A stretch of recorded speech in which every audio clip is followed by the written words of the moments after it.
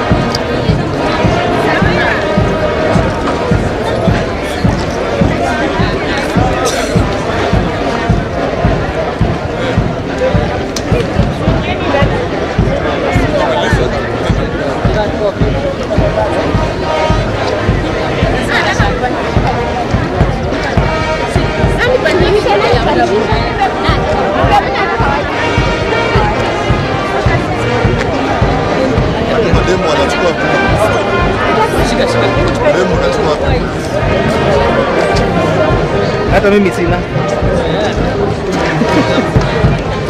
Haya, umepewa. Unajua? Kwani ni kinyume ni nani? Ndio neighbor. Ndio.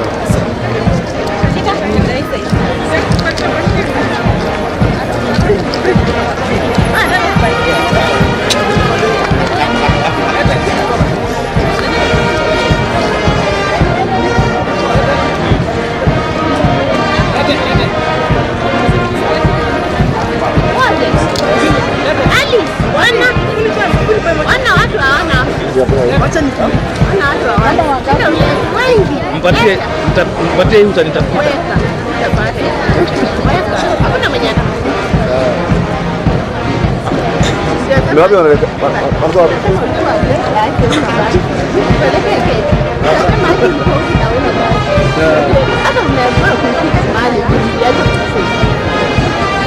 Nikienda pale ama utoe vitabu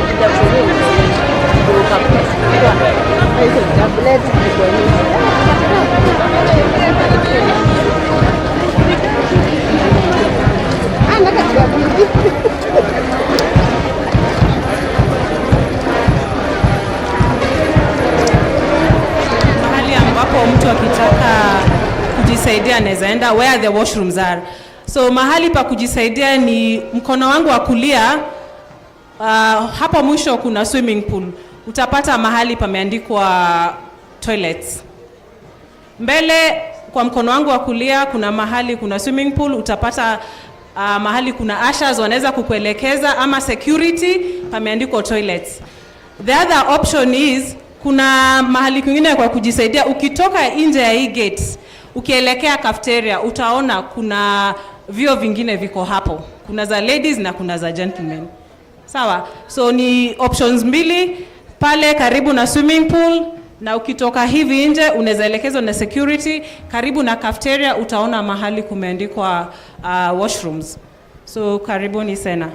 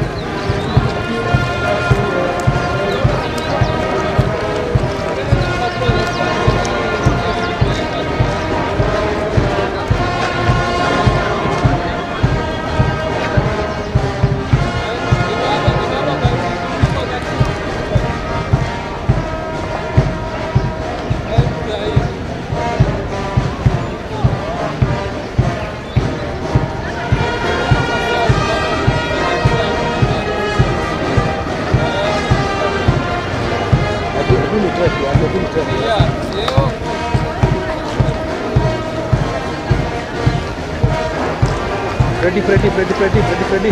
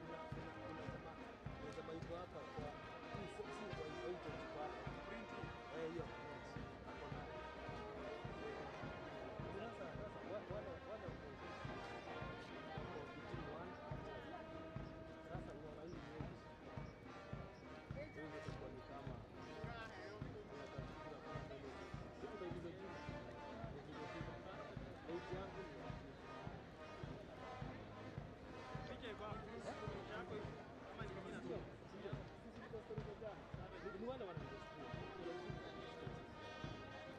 Uliza huyu jamaa. Atakupatia.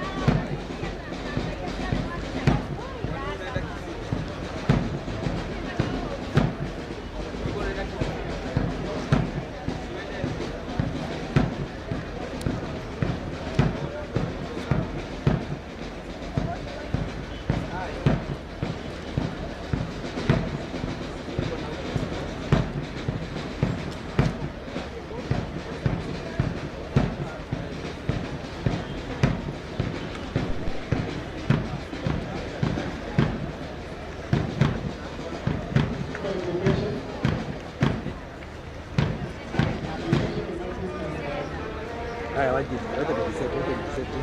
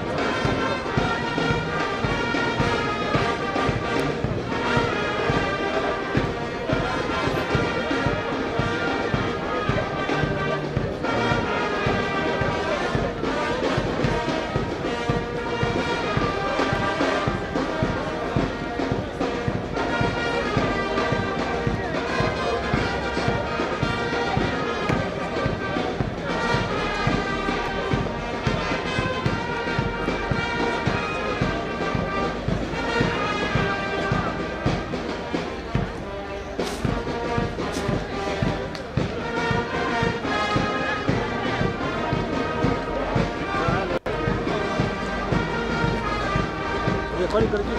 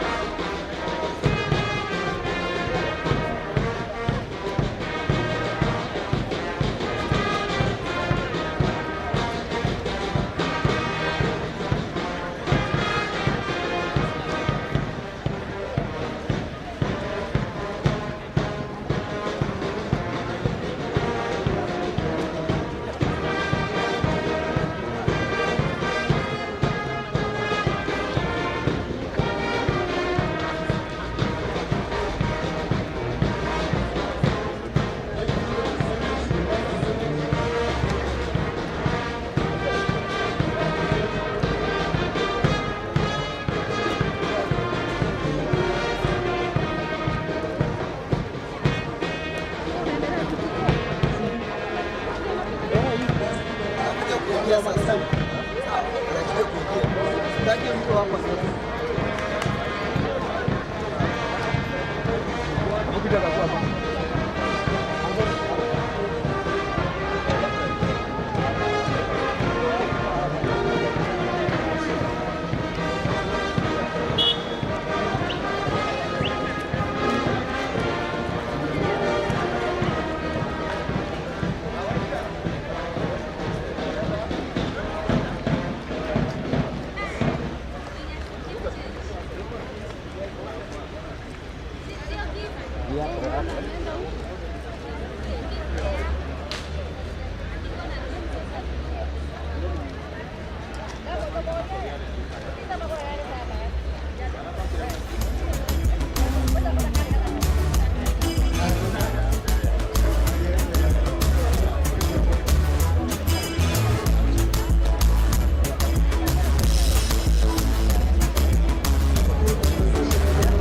University.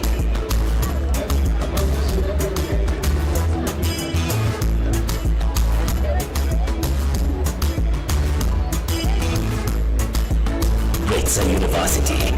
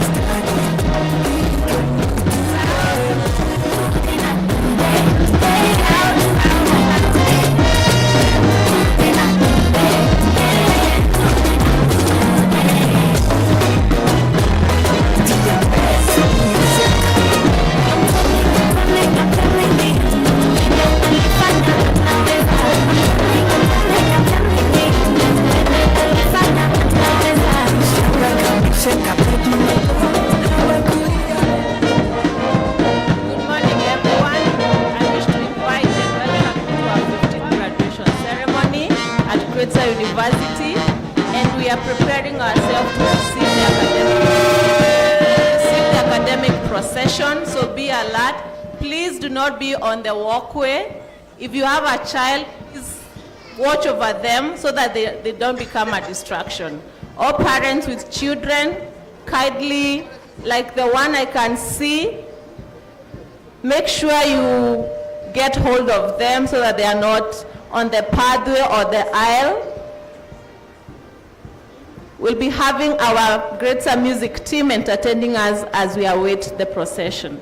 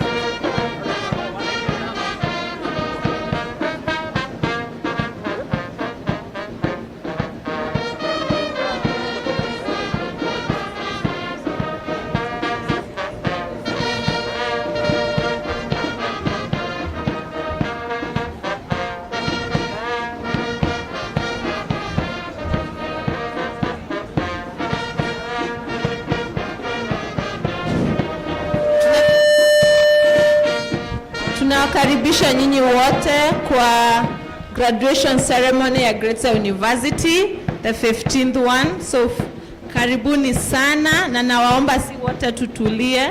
Tunataka kupokea the academic procession. Na naomba wazazi wenye wako na watoto tafadhali chunga mtoto ndiye asikue kwa pathway.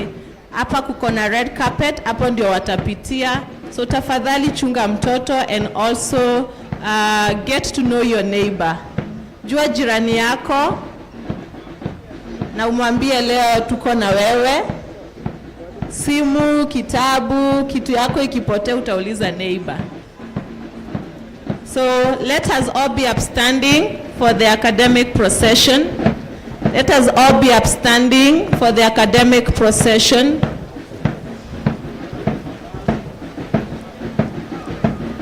And please let's maintain silence. DJ, we can have music.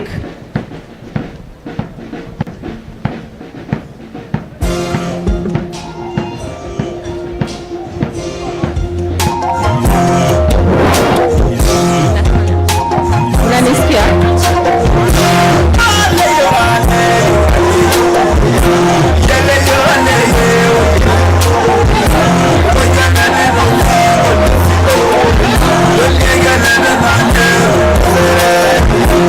Yeah.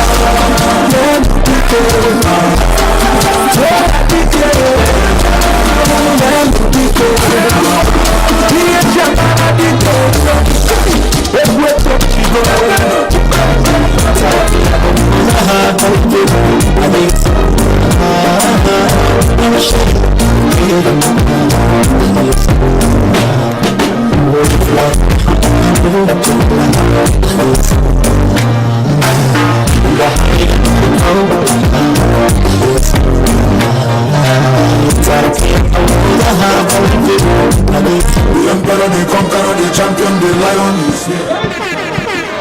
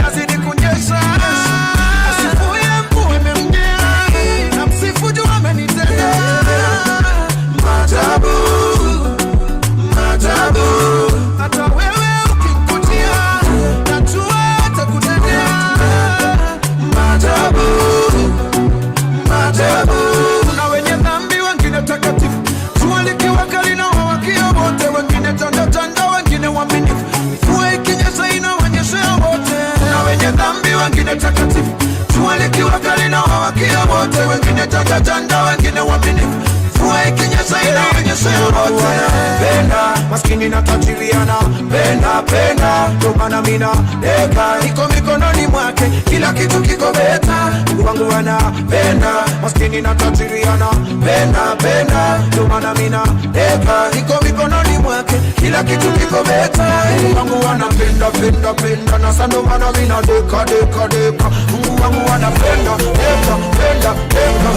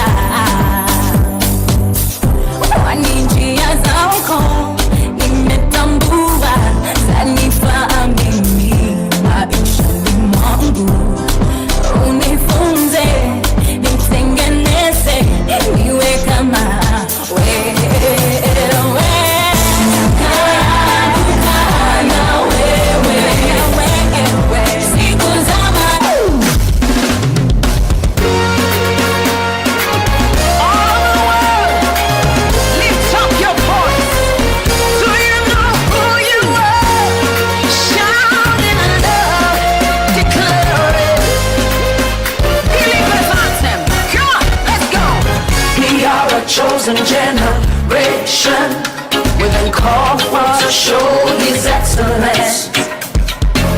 All I require for life, God has given me, and I know who I am. We are a chosen generation, we've been called for to show His excellence. All I require for life, God has given me, for I know who I am. I know who God says I am, what He says I am, where He says I'm at. I know who I am, I know who God says I am, what He says I am, where He says I'm at. I know who I am. I'm working in power, I'm working miracles, I live a life of favor, for I know who I am. I'm working in power, I'm working miracles, I live a life of favor, for I know who I am.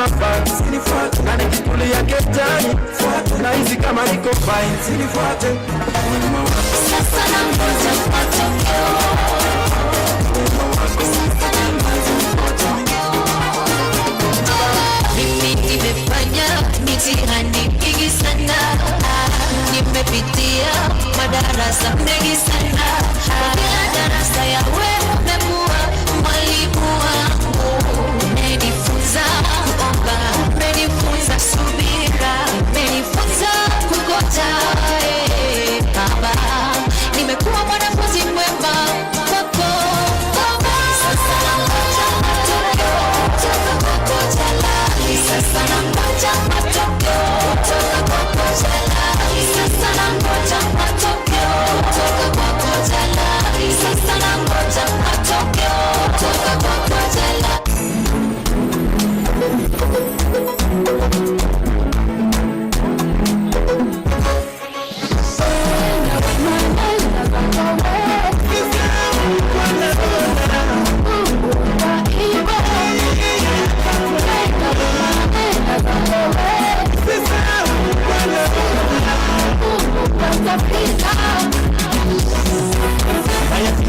umetosha sana, mwenye shida umesaidia wote, wenye taa umewapa chakula, uweza kumepeana zote, hakuna anayetambua ambayo umetenda kwote. Sasa naona inakupa wani, nakuomba usijali, iye kuitana una yote, tabarikiwa na siku zote. Manenda zako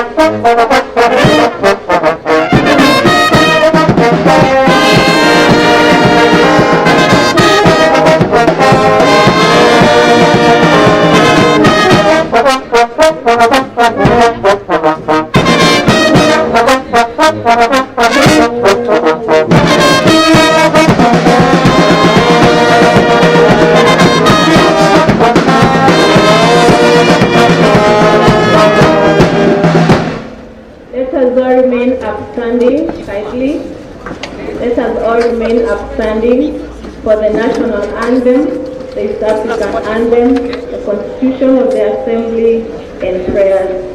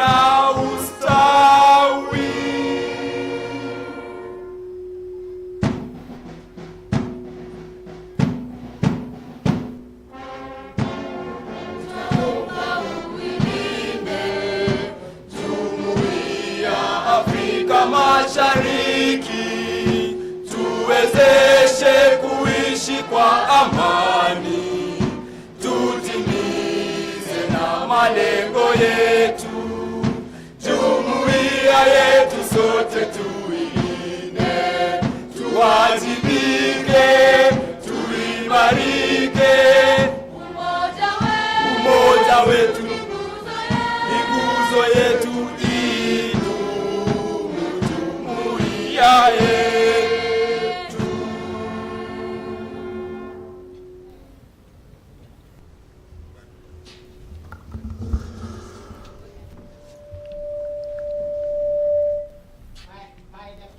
According to me, by Gresta University statutes, I hereby declare this assembly the 15th congregation of Gresta University. Isa Al-Jab, who is the CEO, Education for Africa, and a member of World Assembly for Muslim Youths, or WAMI. Welcome.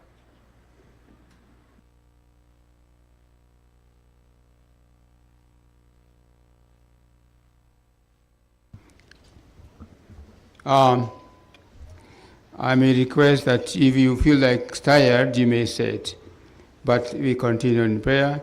Be comfortable either sitting or standing up.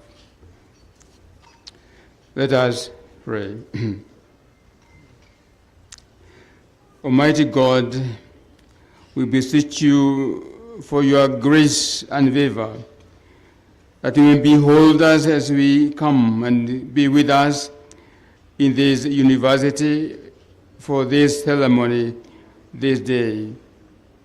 We thank you, Lord, for universities and schools and colleges where knowledge is to flourish. We ask that you may increase in each one of us your love, your goodness, and your favor.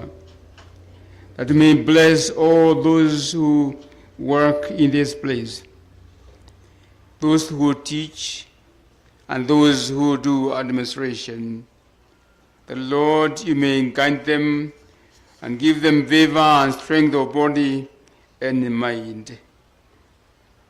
We want to thank you, Lord, for all the students who come to this place. That, Lord, you may bless them with your favor and guide them through studying and knowledge so that they may grow in maturity, in mind, body, and spirit. Especially we thank you for those present this day who are to graduate, that you may help them as they leave this place, that they may be able to work using the talents they have gained in this place. We pray for the families where they come from. Lord, you may bless those families and strengthen them in the knowledge of God. We want to thank you, Lord, for this university, for the minds that came through the founders of this university, the family that started this university. We thank you for your goodness over them. We thank you for this thought, the thought of establishing a learning institution, so that people from generation to generation may come to this place and be taught, and to gain knowledge for the advancement of humankind, for the advancement of our society. So Lord, we commit all families represented here to you, that you may bless them, and especially the founding family of this institution. We pray that you may guide us as people who learn, that as we graduate from a learning institution, we may become servants of yours in our land, so that the nation may prosper and flourish through knowledge and skills and talents gained in an institution like this one. That, Lord, from here will come men and women of character, men and women who uphold values and morality in our society, men and women who may be leaders of our land. So, Lord, we pray and thank you for this day. Forgive us our shortcomings and continue to be with us and to bless us. Even for the activities of this day, we commit ourselves to you and ask for your guidance and for your strength through Jesus Christ, our Lord. Amen.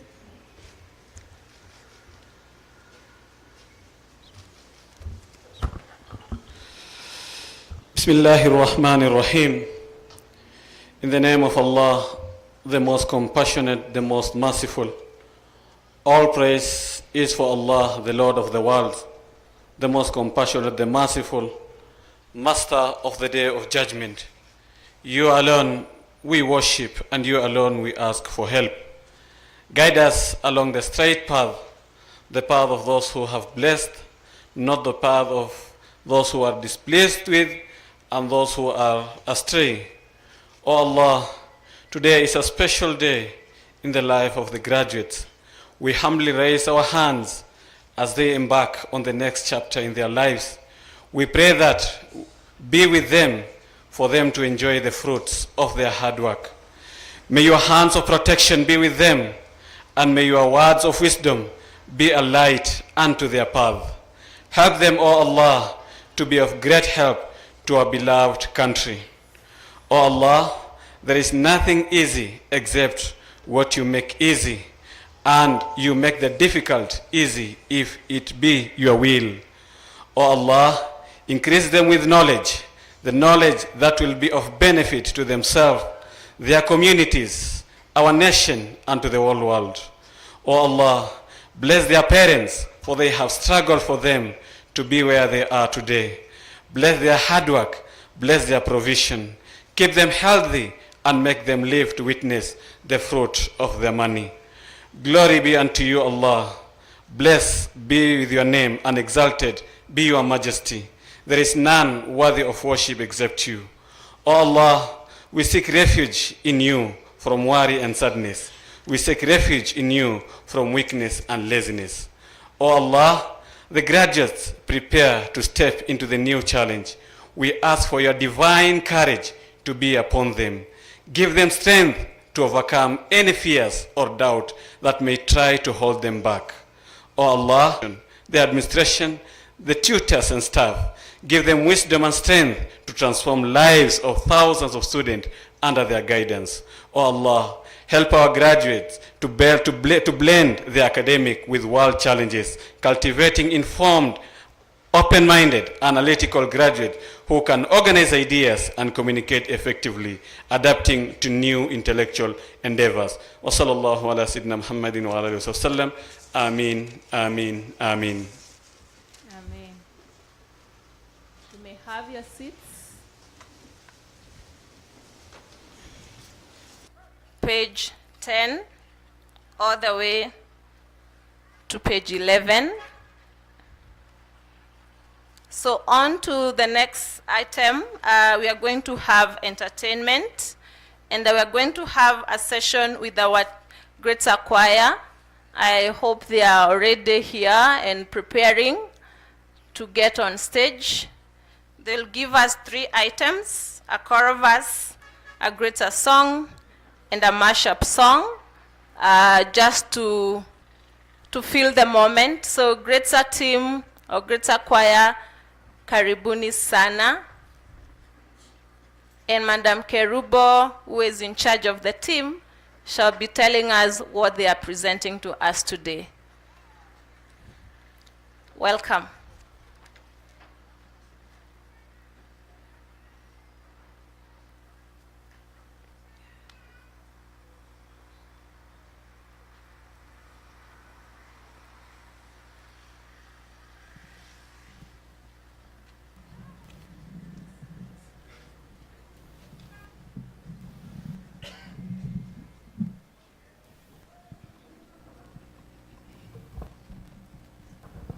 The first piece is a choral verse telling us the journey of the graduate. You're still graduates, senior? Graduates, once the Chancellor says, now I give you the powers to read and iyo nyingine. So we expect masters and doctorate after this. So it's a choral verse that is telling us the journey of a student and finally graduating and finally how your life is going to be. Thank you. You're welcome.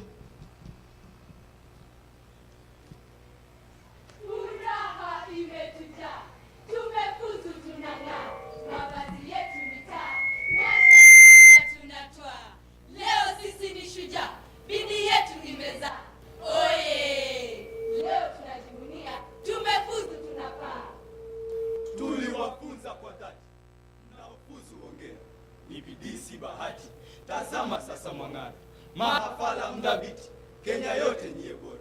Waadhiri twajivunia, mmefuzu nyie dole. Aliuza ng'ombe baba, ili karo akalipe, na mizigo alibeba, huku na kule akope. Mama si ulinibeba, nifanyaje nikulipe? Wazazi twajivunia, na Mungu awabariki. Cheti chako hebu shika, na tuonane mwakani. Mola akupe baraka, ujikidhi maishani. Punde unapoomoka, wazazi wakumbukeni. Waadhiri twajivunia, mmefuzu nyie dole. Hadi hapa mwajiri, nimefuzu kwa ujuzi. Daima mie mahiri, na tena mchapa kazi. Nitakuwa mjasiri, kazini nitakuwa busy. Kazi sasa nafanya, kazi ya kutafuta kazi. Pole tena samahani, imepungua ajira. Subiri hadi mwakani, nitakupea ajira. Kampuni imashakani, uchumi umedorora.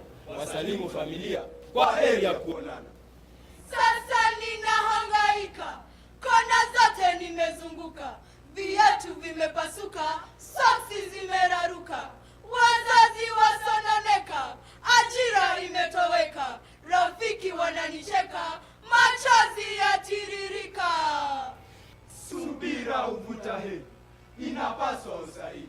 Mambo yatakuwa shwari, Mungu daima halali. Waweza kujiajiri, nawe utafika mbali. Mambo yatakuwa bamba, na upae upepee. Asanteni waadhiri, moyo wangu umetulia. Simu yangu inalia, ni mwajiri anapiga. Naam. Chagua ya ajira ama ni kujiajiri. Oye! Milango imefunguka, kwa furaha twajishasha. Nyote mliofuzu, nendeni mchape kazi. Waweza rudi usome, grades wakaribishwa. Shahada, uzamili, hasta shahada, grades zinapatikana. Naam, twawapasha, twajishasha na mshawasha, tukivurumisha, tukibingirisha. Ukipanda pantosha, utavuna pankwisha. Kwisha. Asanteni sana. Ni hivyo venye mmesikia Ukikosa kuajiriwa, fanya nini? Jiajiri, si ndio? Yeah, ukikosa kuajiriwa jiajiri. As they are changing, with the permission, I just want to take a few moments. Kuna watu hapa wamefanya kazi, si ndio? Yeah, I want to take this moment to recognize all leaders. Just 1 minute. I want to start with Kevin. We have 𝐵𝐾𝐿 𝐾𝐭𝐬. He represented us at State House. Aka receive our gold award. Ndio ule pale, makofi kwake. I also want to recognize, while you're still standing, it was not possible to get those awards without Clinton. Clinton is somewhere here. Clinton, please stand. Zach, where is Zach? Ernest Mutai, Felix Kiprotich. Where's Felix? Felix there. I want to thank you so much. I know you got the award and we really appreciate.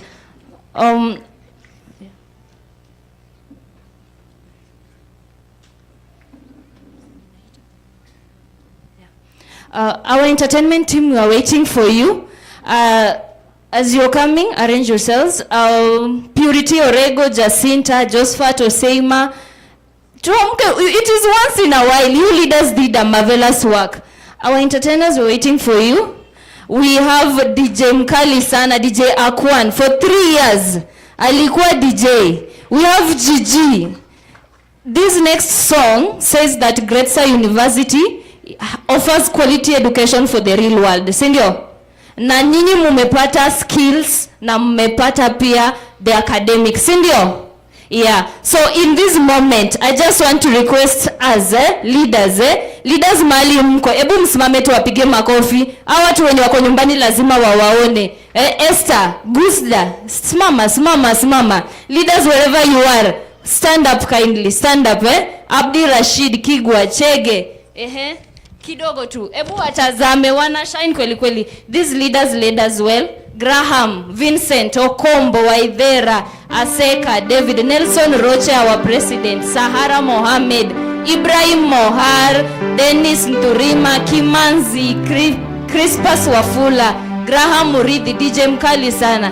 Kwa sounds, tuko na mtu ambaye hadi anafanya kazi kwa sounds siku hizi, tunamuita Vincent. Can we clap for them? A round of applause.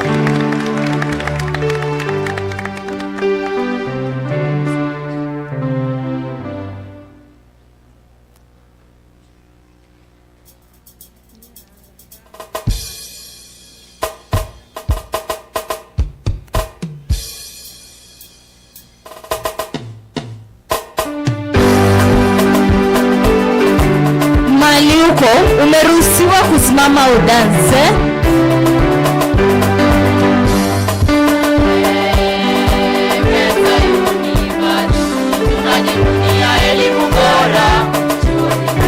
𝐺𝐺𝐻 chuo bora toka sehemu ya Thika.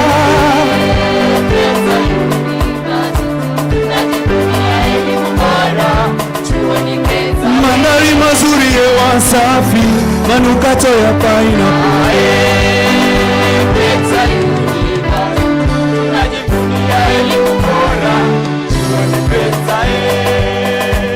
Chuo bora na Wakenya wote, yo.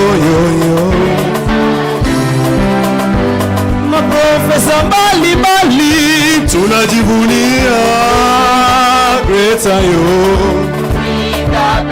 Tunang'aa kwa michezo 𝐺𝐻𝐻. Usalama umeimarishwa 𝐺𝐻𝐻 safe kila kona, chief security. Madarasa ni ya kutosha tena walimu walofuzu, basi chuoni greater education for the real world. Taaluma ya sayansi pia tumebobea education for the real world. Ukitaka jifundisha mapishi bora, yote ni greater education for the real world. Mafunzo ya afya na lishe bora, yote ni greater education for the real world.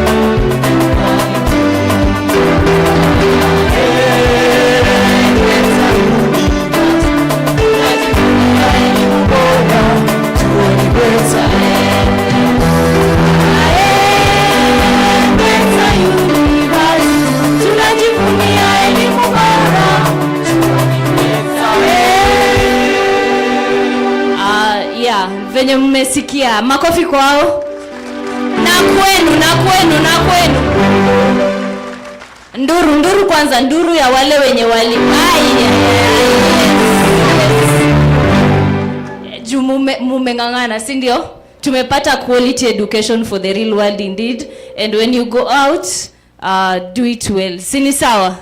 Yeah. We want to sing this particular song we are dedicating to you, graduate. You've worked hard. Si rahisi kuvaa gown, si ndio? Si rahisi, si ndio? IT ni kama ni rahisi. Si rahisi, si ndio? Si rahisi, si ndio? So thank you so much. Congratulations.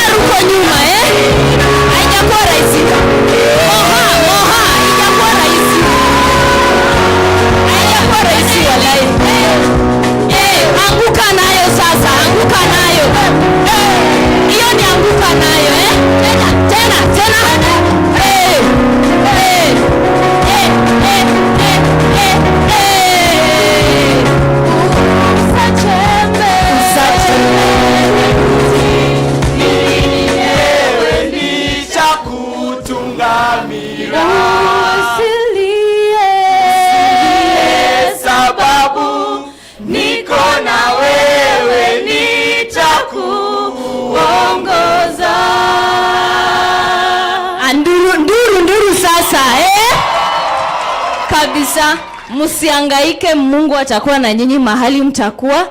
Na kama Great Star tuko na confidence. You've done a good work. Thank you so much. A better round of applause for our team. A better one. That's not good enough. Duru. As we invite our partners and collaborating partners from Lusaka Institute, all the way from Narok County. County number? Kenyans. County number 30. Na mko na degree. County number 33, all the way from Narok County. So karibuni sana for a traditional Maasai song. DJ.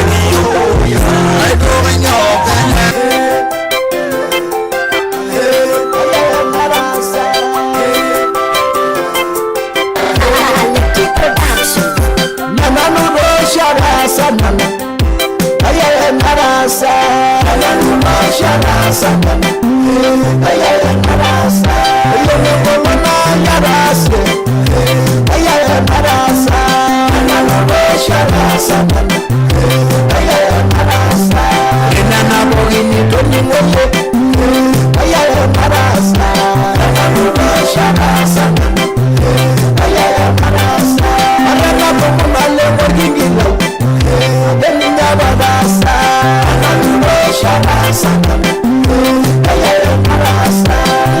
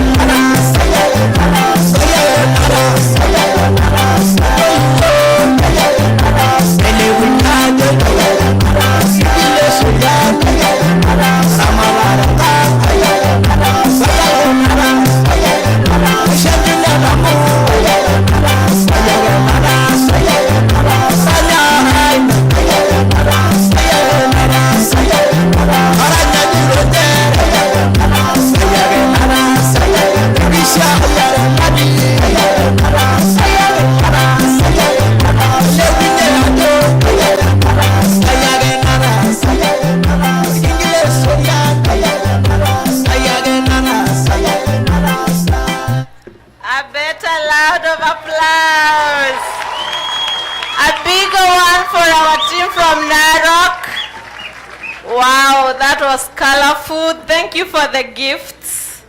We really appreciate. Our Chancellor is looking much handsomer, right? Sindio, can you recognize him? Look at the smiles. You guys, look at those smiles. I'm loving them. Keep up the smiles. Look at our founding mom, Dr. Bogwa. Wave.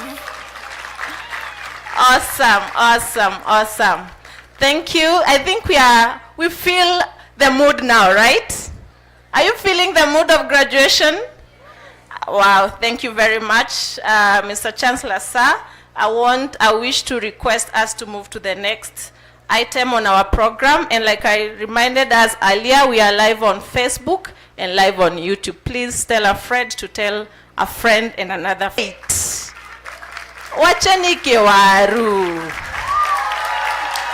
A better round of applause for Miss Hope Lucy as she comes to the stage to give us a brief speech. Welcome, madam.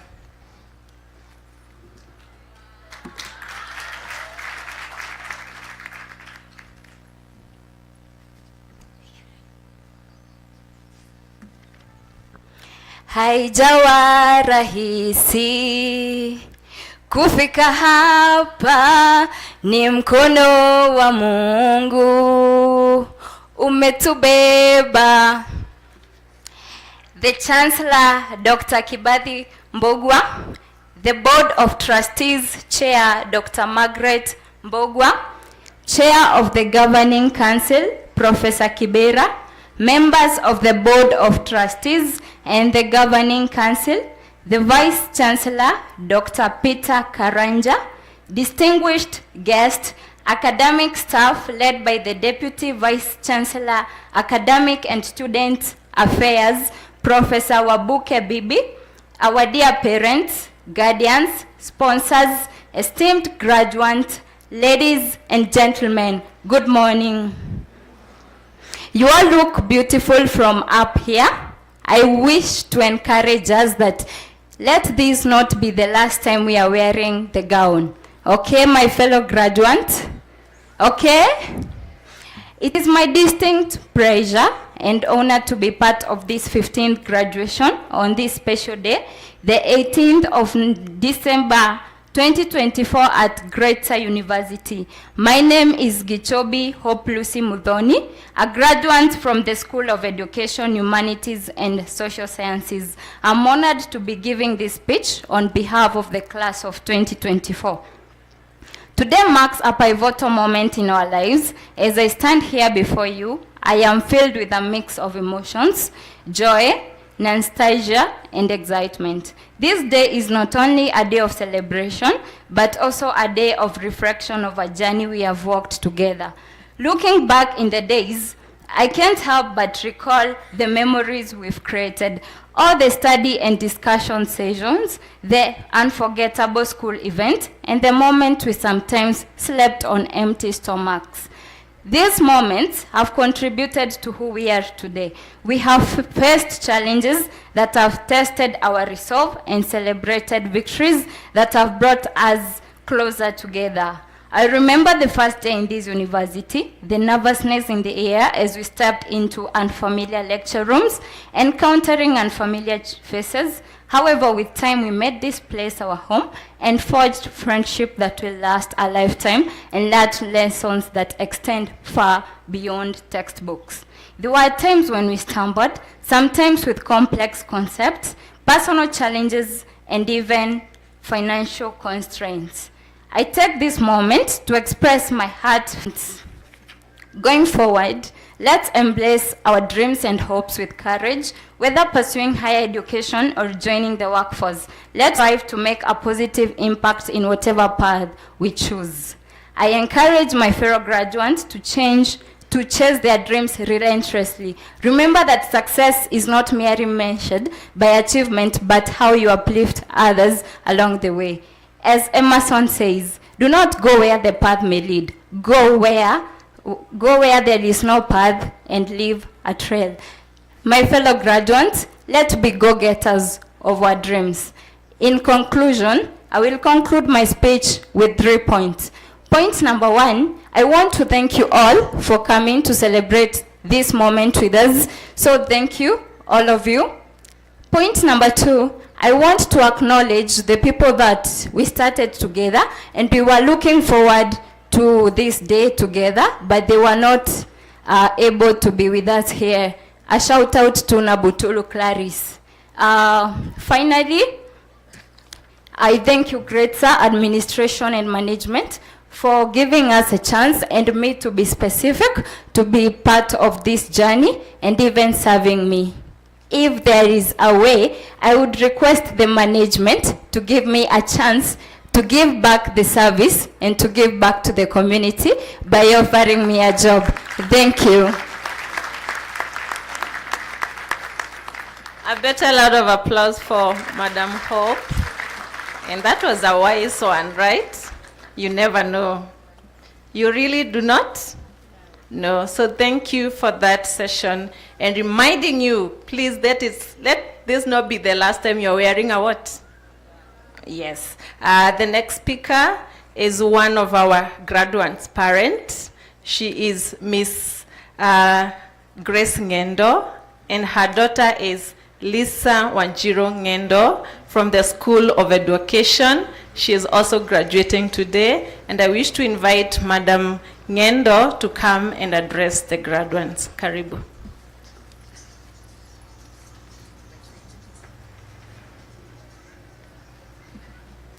The Chancellor, Vice Chancellor, University Governing Council, lecturers, parents, and graduates of the year 2024, good morning. I am Grace Ngendo Juguna, parent to one of the graduates, Lisa Wanjiro Ngendo. First, I would like to thank God for us, and especially you, the graduates. It has taken God's hands for you people to get to this level. Many would have wished to be here, but for one reason or another, they are not. I want to congratulate the class of 2024 for making this far. It's a milestone and an achievement for you, and congratulations are in order. As you go out there, keep your head held up high and always remember that your dreams are valid. I thank the university. Having been a parent here, I have seen my daughter climb the academic ladder with great achievement. Indeed, GRESTA University has quality for the real world, having world-class fully trained lecturers and modern facilities and technology that equips the 21st century learner with knowledge and skills. Na kwa wazazi wenzangu, consider GRESTA University as a university of your choice. I am an ambassador of GRESTA University at J.G. Kerene High School, where I work. My former boss, Professor Francis Kibera, anaweza wahakikishia hayo. On behalf of parents, we say thank you and asanteni sana, and the class of 2024 of GRESTA University, congratulations. Thank you once more.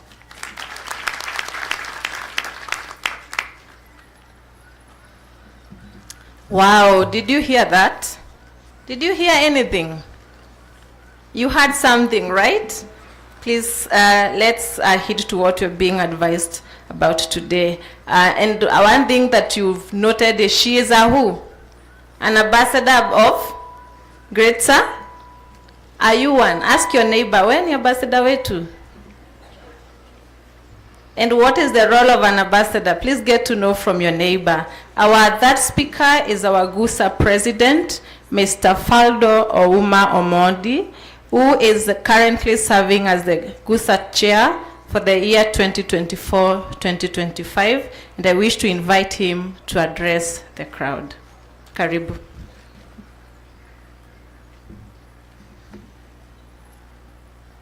Thank you.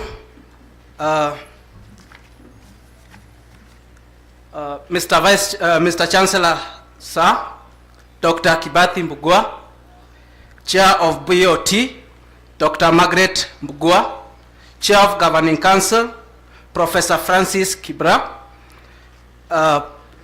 members of Governing Council, members of BOT, Vice Chancellor, the DVC, academic staff, and distinguished guests, proud parents, family, friends, and most importantly, the graduating class of 2024. Good morning. Good morning once more. Yes, my name is Faldo Uma. I'm the current serving president in the year 2024-2025, and I'm proud to be the president of this great institution. And indeed, Gresa University is a great institution, right?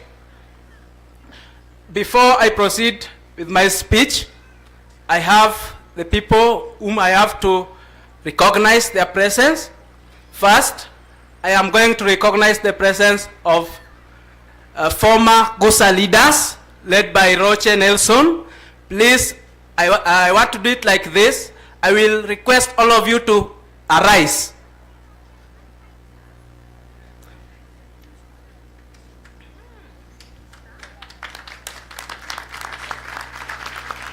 Yes, thank you. Over there is Violet Nyanchama. She was the Secretary for Social Welfare. Just wave. You may have your seat. We have Mr. Charles Aseka, who was the Secretary for Sports and Academic. Please wave. We have Secretary for Academics, James Odero. Please wave.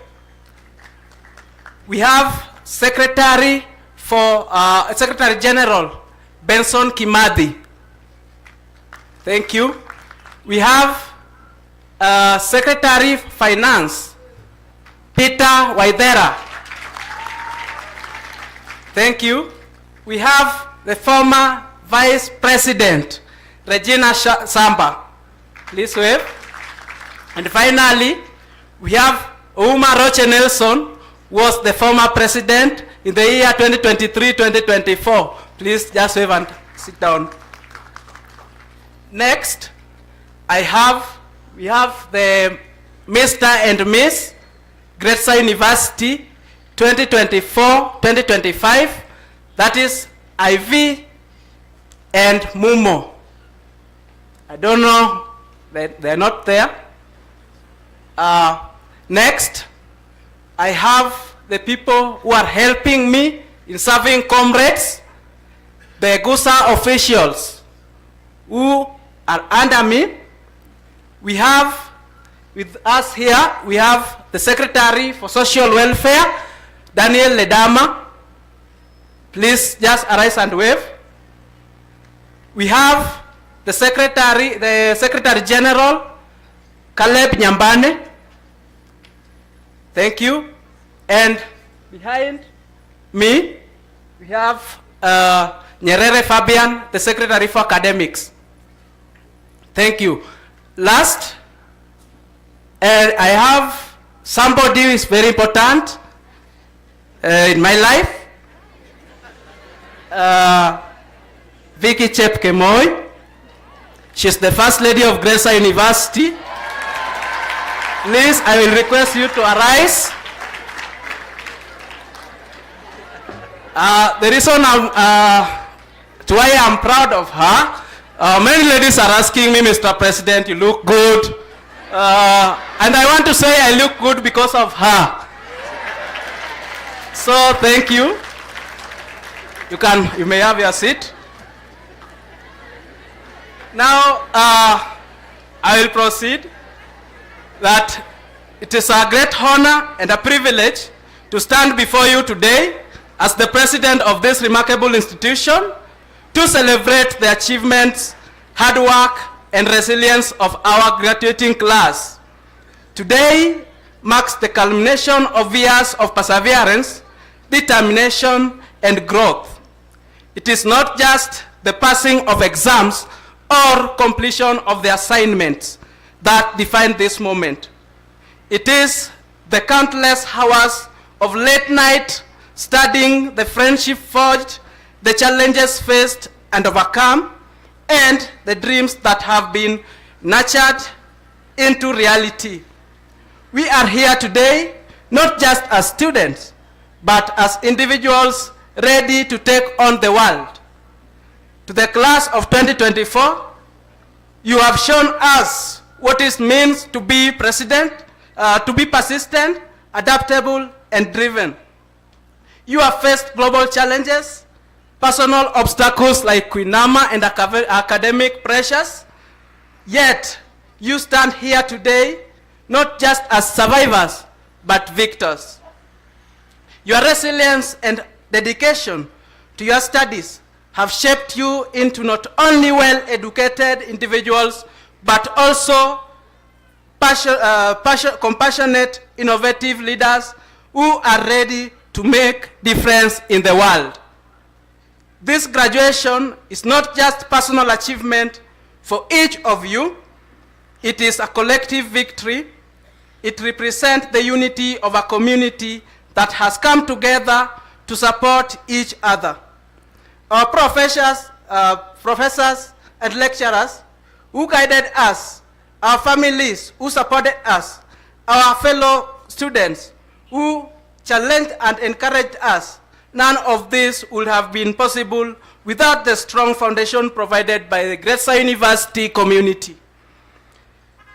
But today is also the beginning of a new chapter. Graduation is not just an endpoint, it is a launch pad. Each of you carries the knowledge, skills, and experience you have gained here into the world.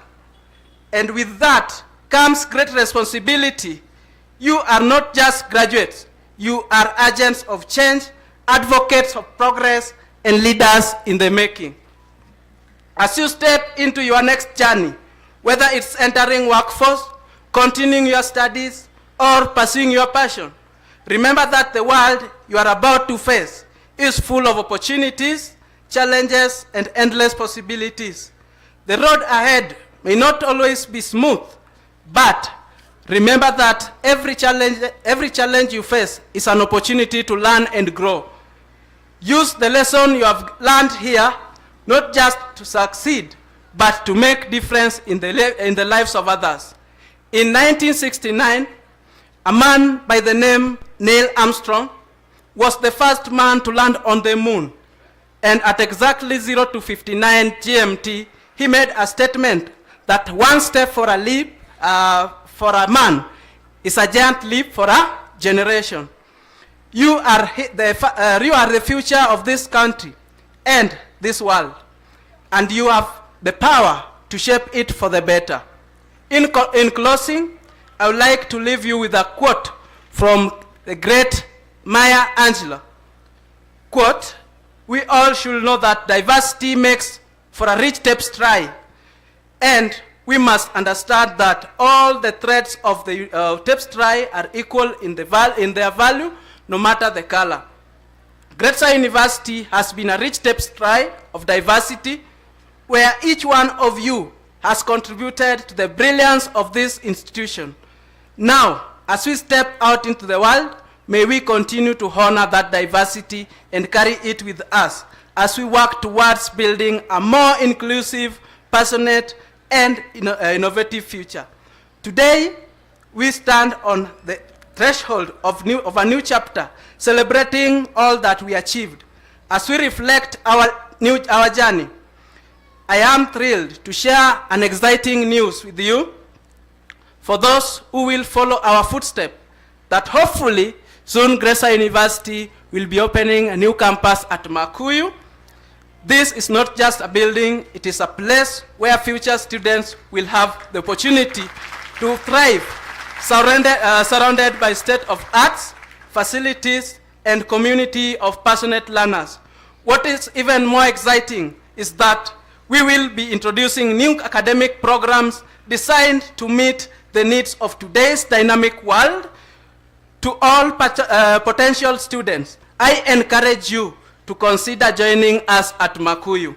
It's more than just an academic education, it's a chance to be part of something innovative and forward-thinking, to share your future and gain a competitive age in your chosen career.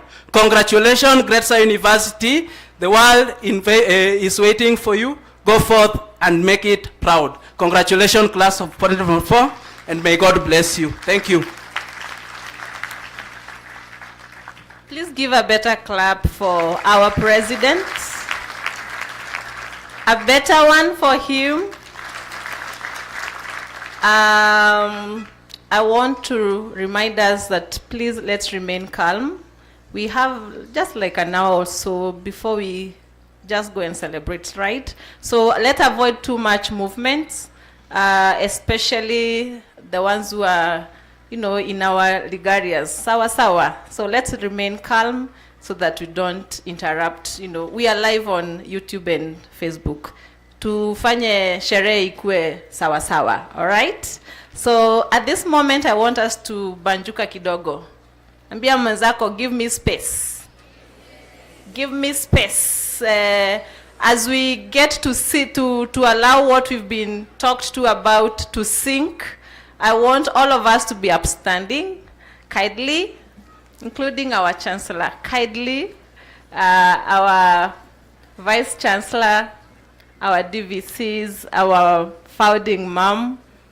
The 𝐷𝐻𝑚 team is taking us through. So I want us to have a session to celebrate with our graduates this morning as we move on to the next session. DJ 𝐷𝐻𝑚1, are you ready?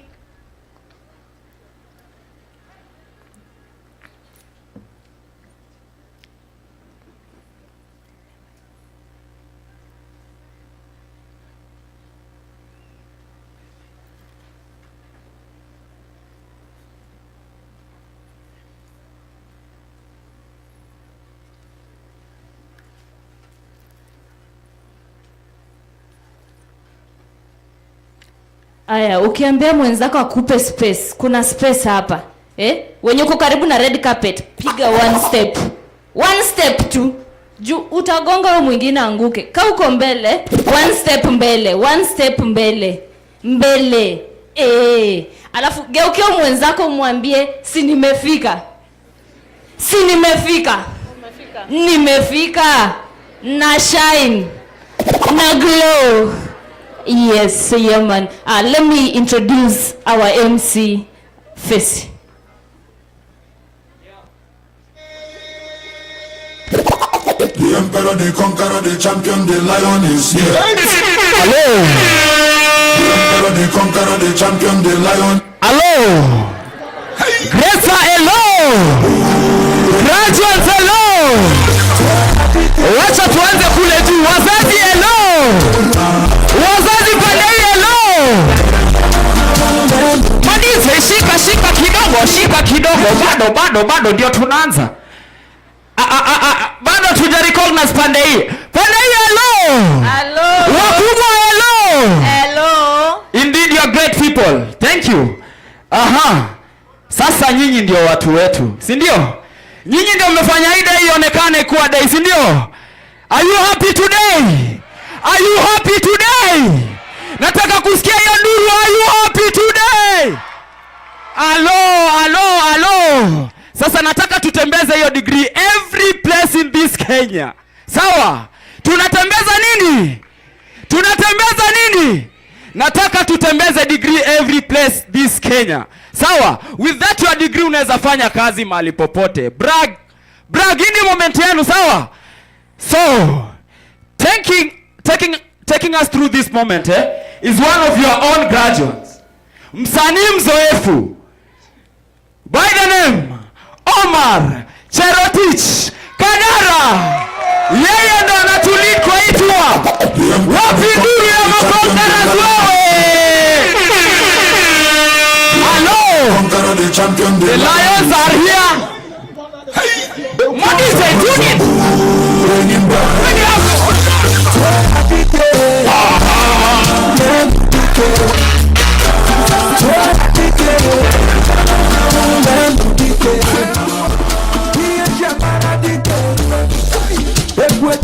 Wewe nataka ucheze matuka. Twende tumefika wapi? Tumefika Somalia. Pole pole.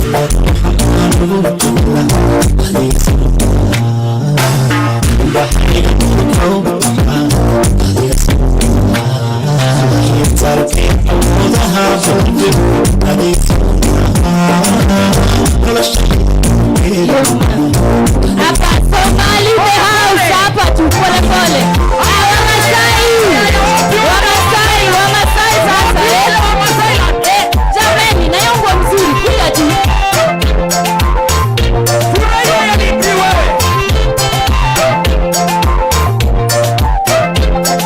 Unaruka tu kama Wamasai Wamasai in the house. Hii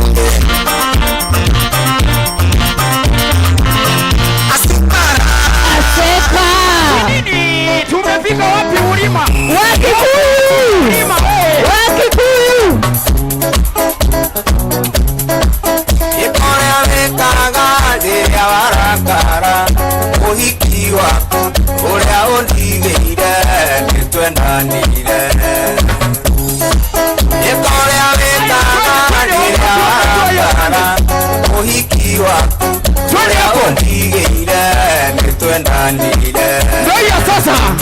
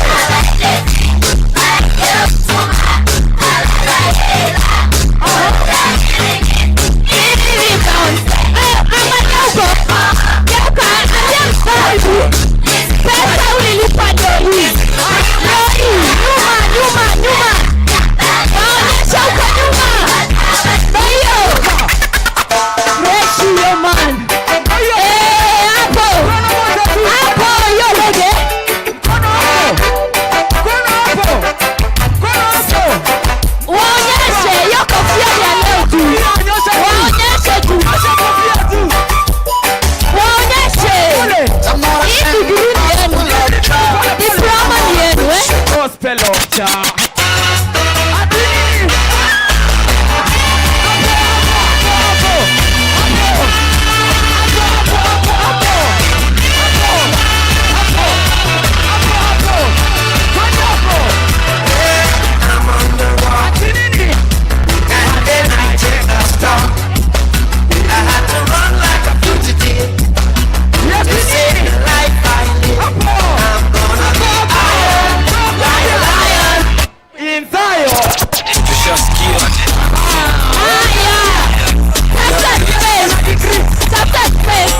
Aquan.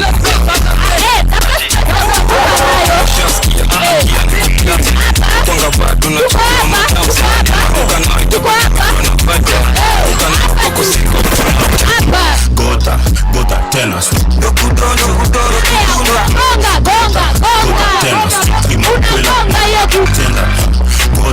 gota, tena petit ina weza bata dansa kudoja dansa maju dansa kisha unasha mkuu na usiku jirekod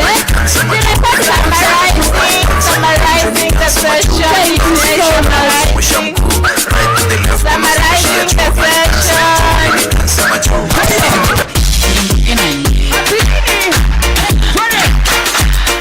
makofi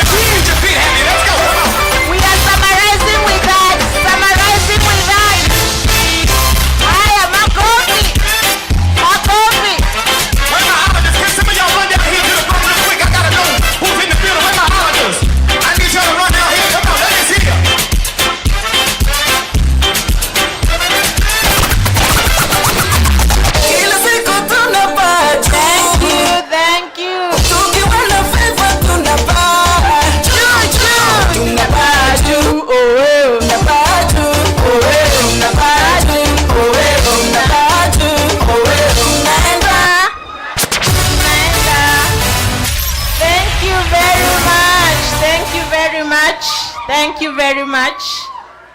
Thank you very much.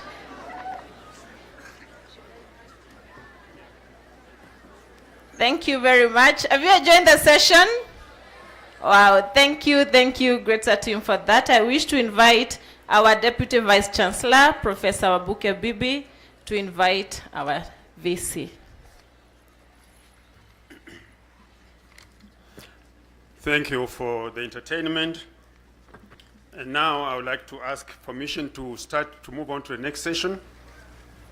Mr. Chancellor, sir, as an academic institution, we value or we put premium on academic excellence. And it is in this spirit that allow me, Mr. Chancellor, sir, to collectively acknowledge three of our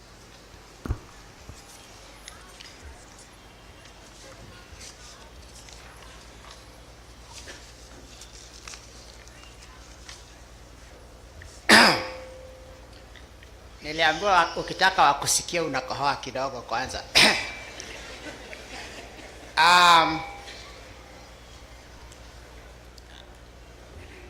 Our Chancellor of 𝐺𝐲𝐻 University, Dr. Kibathi Mbogwa, the Chair Lady of the Board of Trustees, and one of the founders of 𝐺𝐻 University, Dr. Margaret Mbogwa, members of the Board of Trustees. I would like to explain this jargon. Board of Trustees are the owners of the university, and the chair is the head of those owners. That's why we put them in that order or that hierarchy of honorifics. The chairman, 𝐺𝐻 University Governing Council, Professor Francis Kibera, our senior academic colleague. Members of the 𝐺𝐻 University Governing Council, members of 𝐺𝐻 University Management Board, members of 𝐔𝐧𝐢𝐯 University Senate. Senate is the one which said that mumeiva na munapaswa kuja hapa mubanjuke hivyo mmebanjuka. Representatives from our partner institutions, we shall be recognizing them later. 𝐔𝐧𝐢𝐯 University staff and students, and of course the birthday babies, our dear graduating class of 2024. Dear parents, guardians and sponsors, and yesterday you reminded me to say it is the standard sponsors, yoyo ingine. Distinguished guests, ladies and gentlemen, good morning, Mr. Chancellor, sir. Good morning, ladies and gentlemen. Mr. Chancellor, sir, before I start the official, the formal speech, I would like to refer to a statement always attributed to attributed to a well-known politician in this part of Kenya, which he normally says, we are African, and Africa is our business. I know you know who it is. We are not going to mention so that we are not told to identify with whatever. In Africa tradition, you cannot start an important rite of passage like this one. Actually, this is a rite of passage. It is an initiation. Like the brothers, Maasai who are here, and sisters, it's like an eunoto, where we are moving from one age set to the next. And now you are moving from one step in academics to the other before receiving blessings from the head of the family. In the Maasai tradition I'm mentioning, because you can see I am now a Maasai, the elders would sprinkle milk from a gourd to the initiates. So we have to receive blessings from the head of the family. So today we are honored by the presence of the founder and chair lady of the Board of Trustees, Dr. Margaret Mbogwa. And therefore, before I proceed, with your permission, Mr. Chancellor, sir, I request that I call upon Dr. Margaret Mbogwa to come to greet us and give us her blessings as we proceed. With your permission, Mr. Chancellor, I would like to request Dr. Margaret Mbogwa, our founder and BOT, to come and greet and bless us as before we proceed. Karibu, madam.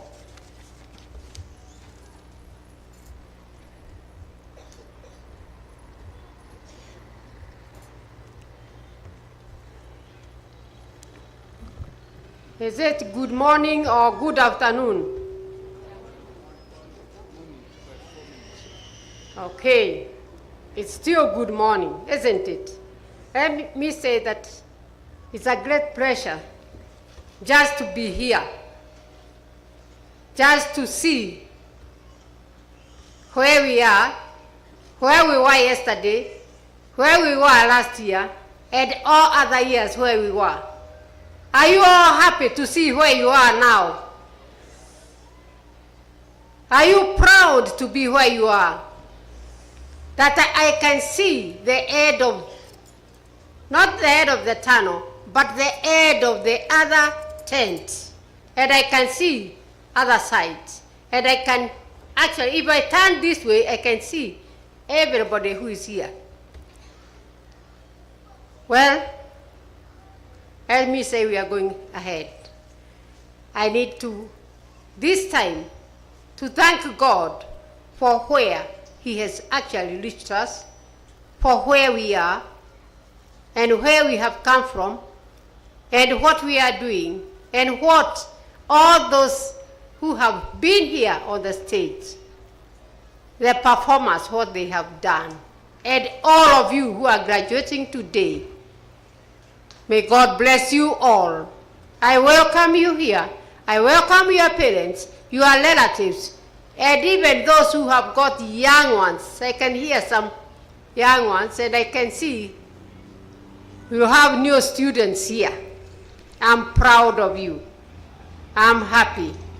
And I'm happy for those who came actually to see where we are and what we are doing. This is a great day for me and even for others who are here on the stage. For all the members of my family, my husband left me. Now I think it's 13 years ago. Is it that correct? Some have forgotten, because it's a journey we have walked. And although he left us, Samuel Bogwa Kebadi, that's why you see S.A. at the end, because I'm Margaret. He was a very proud person for this institution. And I ask from above, where he is now, for God's blessings, for all of you who are here, for all of those who did not come, who are watching us on YouTube, or I don't know other things, you call it Facebook, those who I don't know, whoever, all those who are watching there. I ask for blessings from God as I welcome you in this institution. We need prayers from all of you, those who have come, those who are at home, and those who will be with us next year, that we pray, you pray for this institution, that it may grow to a better place. And when we join where the goods are hot, President said at Makuyu, you don't just enjoy this, I don't know. You see the forest, you see the trees, you don't know where you are. You don't know where you are. But when you reach there, you know we are really trying. Though you see me the way I am, it is because I'm thinking of you. My husband left me and told me, remember, we did not build this institution for ourselves, for our children, or for others, but for the people of Kenya like you. And now I'm sending you with one thing. My dear countrymen, just call yourself a great person, that from here you'll be like you, Moses, who was asked by God. Moses, he said, I cannot fight Pharaoh. Then he was asked, why? I have nothing. I'm a stammerer. I stammer. But God told him, Moses, what do you have? And he said, I have a what? A stake. May I have your mudegi? Although it is not held by women, sorry. You know, we have actually to know things for women and things for men, isn't it? I'm just asking him in humbleness. He had only this, because he was a man, he had this. And he was told in the wilderness, with Pharaoh, use that stick. When he used that stick, Pharaoh agreed, and they went into the wilderness where it was very hot and it's only sand and there was not water. And he used that stick again to, actually he was told, tell my God, my Allah, tell my God, my Allah, hold my hand, walk with me, show me what I can do with what I have. And God will show you, and you'll do wonders.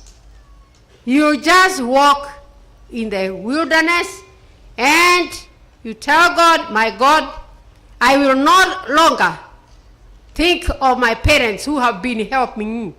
I'm going to help myself because my God is holding my hand And that's why we have reached at this point, at this time, when we are here. We can see what we are seeing. Just imagine if we get more students, because you are all going to be our ambassadors. Aren't you going to be ambassadors of 𝐵𝐺𝐲 University? Are you going to be ambassadors? I can't hear. We thank God. What about you, our visitors and our lecturers? Are you going to be ambassadors of 𝐵𝐺𝐲 University? We thank God. That's all I ask, because God is great and He has actually kept us and loved us, and I give you all the blessings. I just ask God to bless you, because me, I'm a lady. I'm a woman. Women do not bless. But I ask God to do what? To bless you all and to give you journey masses when you go home to your places. You celebrate, you have what is best for you. But remember, hold your stick, call upon God, and He will answer you. Thank you.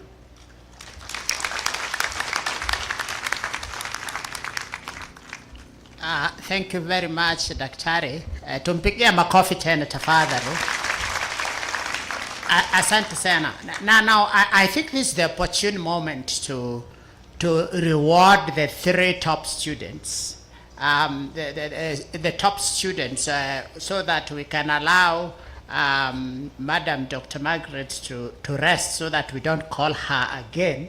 And therefore, I call the DVC to kindly step on the next podium and call upon the students that need to have to get their presents. And I will call upon Madam Dr. Margaret to award them. Karibu DVC. Thank you, Mr. Vice Chancellor. As I was saying, our best students from the 3 programs are as follows, and we would like to request you, when we call your name, please step forward here so that we do not just appreciate you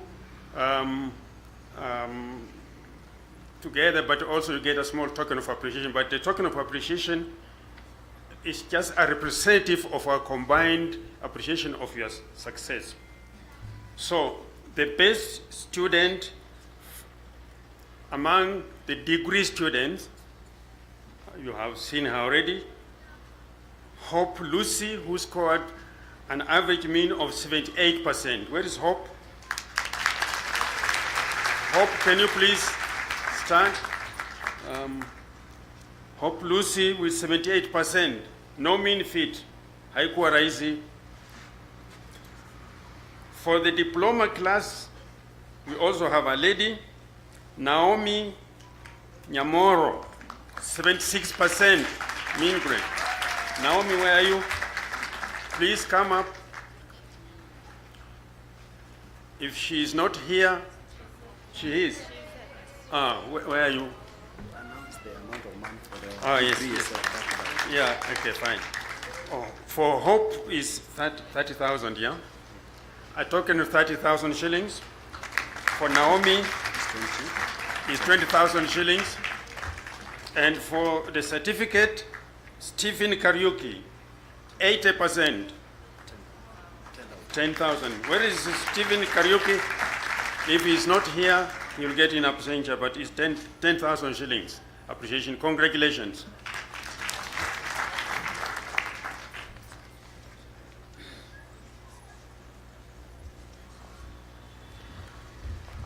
Thank you very much, Madam Dr. Margaret Mbogwa and our DVC, Professor Bibi, for that. And we congratulate those who got what they got, although mulituambia ni nini.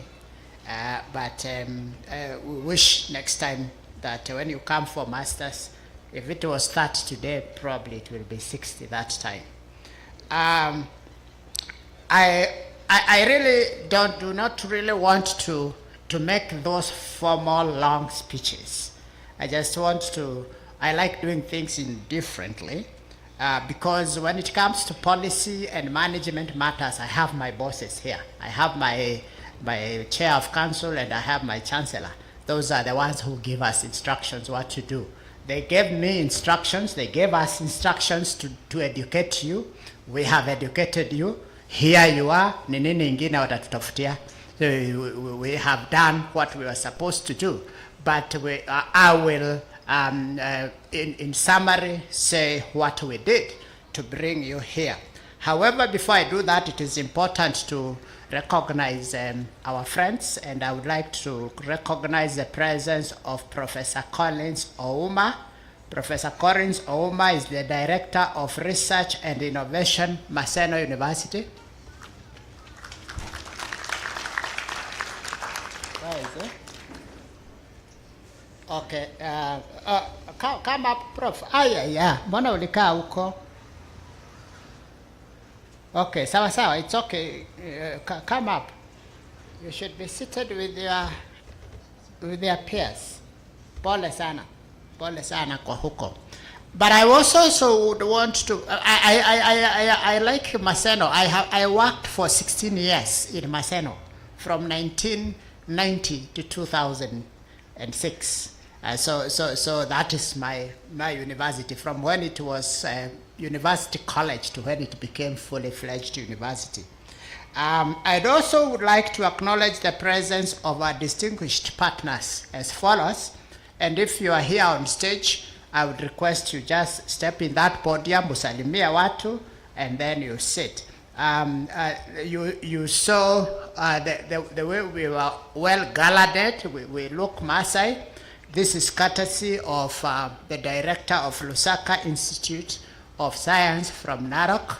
Coincidentally, again, I went to Narok High School, so I know. So, director, kindly come.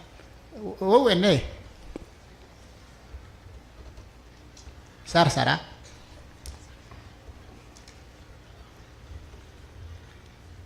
Salimia watu wako, asante.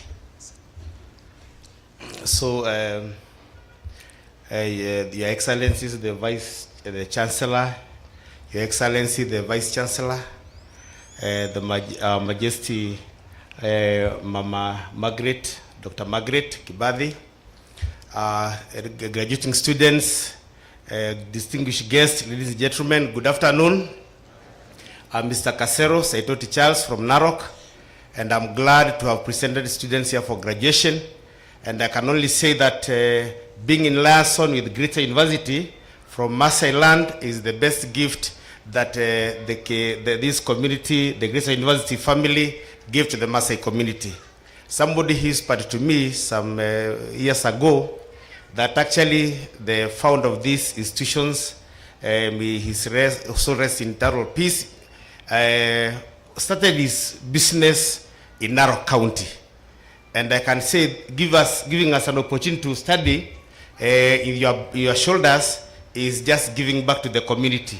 So I will just request the management to strengthen our liaison together with Narok County, so that we can have more students graduating and also having the best workers in the country. So I'm so much grateful, and I will just want you one day to visit Narok.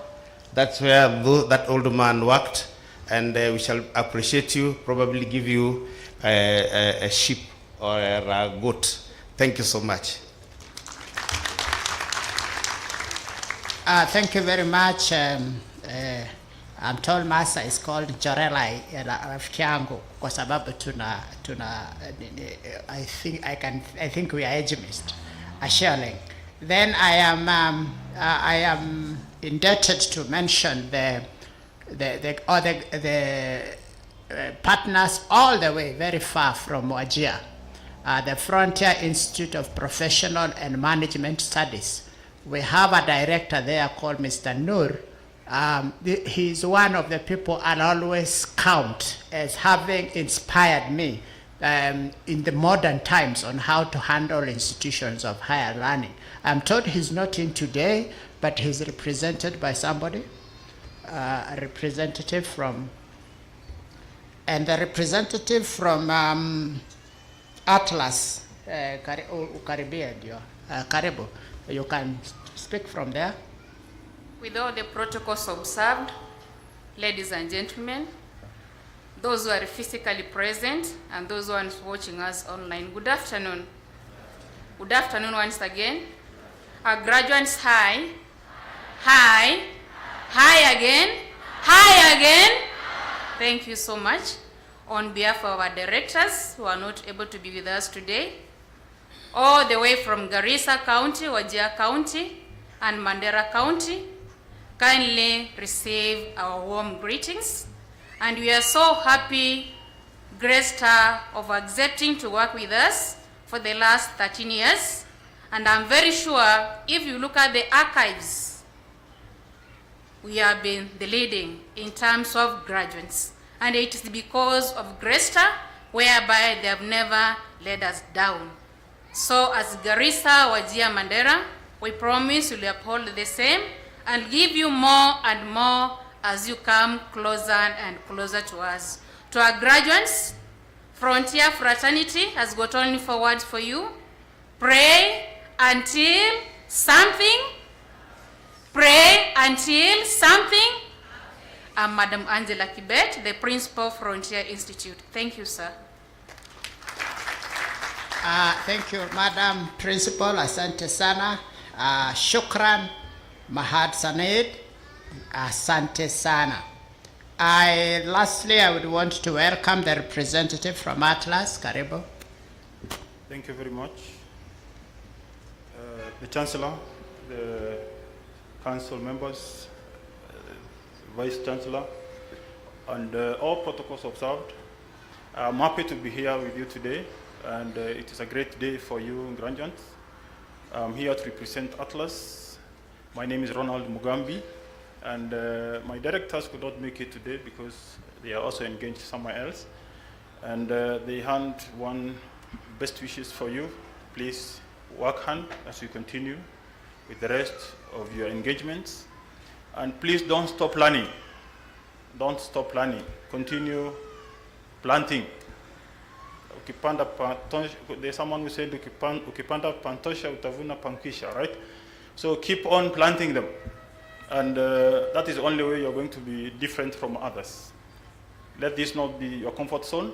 And I wish you all the best that you do and everything that you're going to engage yourself with later. Thank you.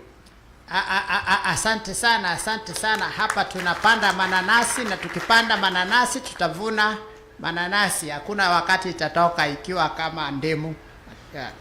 I would request all of us now to clap for the Frontier and our partner institutions, because most of you here, very many of you here, as a result of that partnerships, and we really appreciate that partnership. I have already requested permission from my Chancellor that I don't make a very long speech because I am under my Chancellor, so if he has given me permission, then I know I'm safe. But I will later give him my my written speech, so that he can understand what I wanted to say. But I would not want to end before congratulating our graduates today, and Mr. Chancellor, sir, ladies and gentlemen, it is a lot of happiness and pride that I welcome you and all the distinguished guests today.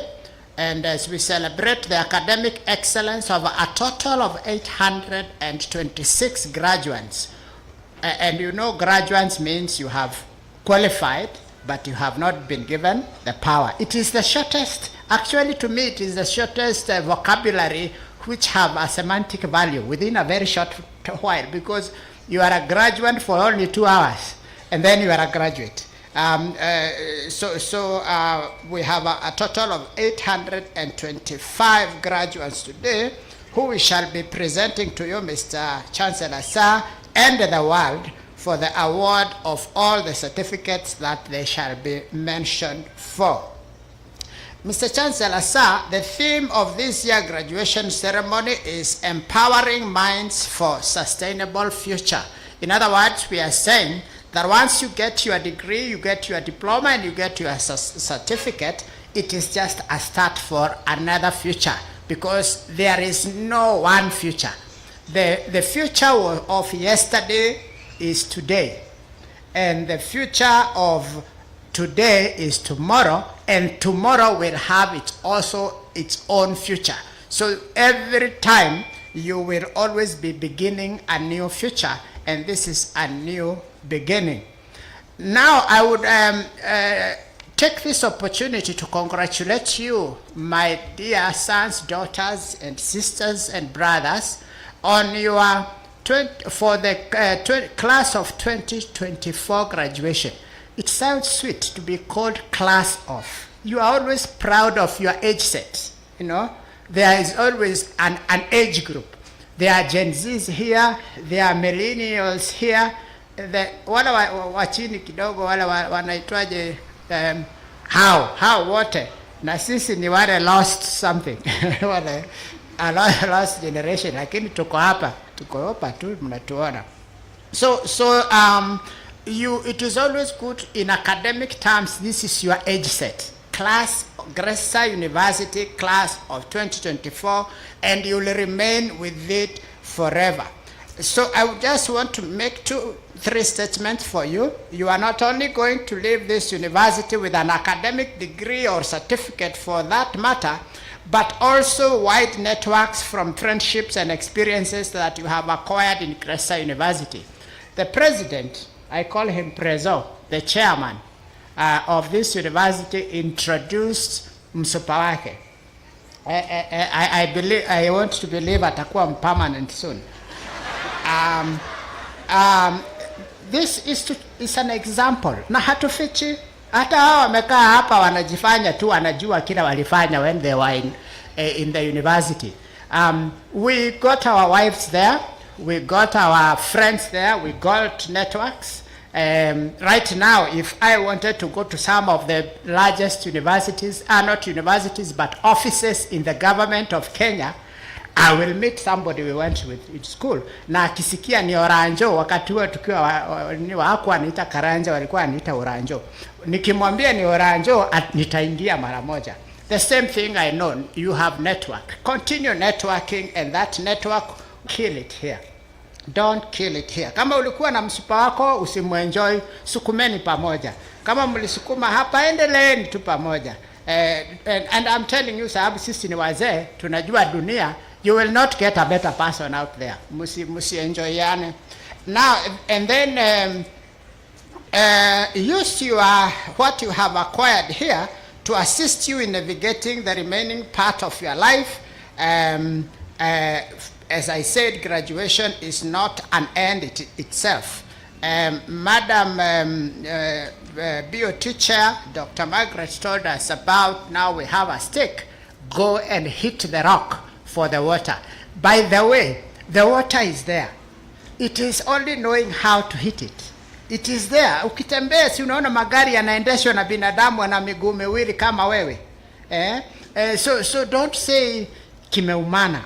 Akijaumana ni wewe tu utafute namna ya kuingia kwa hicho, kwa kugonga hiyo maji. Now I want to add only one more thing, Mr. Chancellor, with your permission.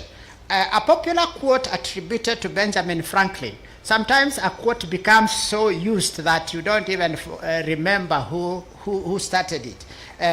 Benjamin Franklin was quoting this in 1790. Zamani za huko pakawa. He says that if you fail to plan, you are planning to fail. Watu wa education wanajua. Hiyo najua mlinyolewa nayo when you are doing lesson plans and all that and schemes of work. So I wish to advise you, our graduates today, that the journey of life needs planning. Please underline planning. Wanasema chorerea hiyo.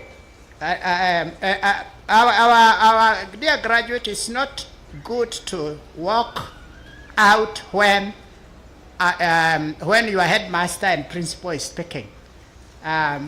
It's not right, because you have not already been given your rights. Kindly, as we were told by our MC, persevere. I know tumbo zinaanza kukulana, lakini tuvumilie. It's one in 4, 2 or 1 year. So I'm saying that life is about planning. Now, towards this end, A well-known transformative former Vice Chancellor in Kenya, Professor Olive Mugenda, always reminded her students and staff, I included, that it is important for a person to always have a personal strategic plan. And it is a deliberate personal strategic plan. Institutions and organizations are guided by long and medium-term strategic plans which set out visions and missions together with goals, strategies, and activities to achieve those goals. Hatuko darasani leo, lakini hiyo chorerea. What I am saying is this. Deliberately plan for your life. Don't say, nitakuwa. Take a pen and paper. Say where you want, in your own, where you wish to be in 5 years. And put SMART objectives. Mnajua SMART objective? S is for education people. S is for specific, measurable, realistic, achievable, realistic, and all that, and time bound in the sense that you know when to get it. Life sio ya kubahatisha. Panga. Nakwambia ukituona hapa tulipanga. Our president always says, unapanga, unajua anafanyanga hivi, unajua hapa pale, panga maisha yako, and let it be deliberate. Now I want you to take this degree as part of your activities to achieve that goal. See what you are going to do with this degree, with this diploma, with this certificate towards achieving your goal. And that means the degree, the certificate is not an end to itself. You have not achieved a goal. What you have achieved a tool which you can activate to help you achieve your goals. Mr. Chairman, Mr. Chancellor, sir, I had a lot of stories about BOT and what they have done. We have mentioned about Makuyu campus. They have really improved our laboratories. There are plans in place to build new laboratories. I also would want to thank the council for approving very many policies that have assisted us drive this university through. I would also want to thank the council for insisting that we follow our strategic plan. What we are doing right now as we move on is not blind. It is based on what I have told you, the strategic plan. Please go and Google what strategic plan is. I will not allow you in class, but I allow you to go and use ChatGPT. Ask it, what is strategic plan? Ona mwingine anasmile anajua hivi vile ilimsaidia.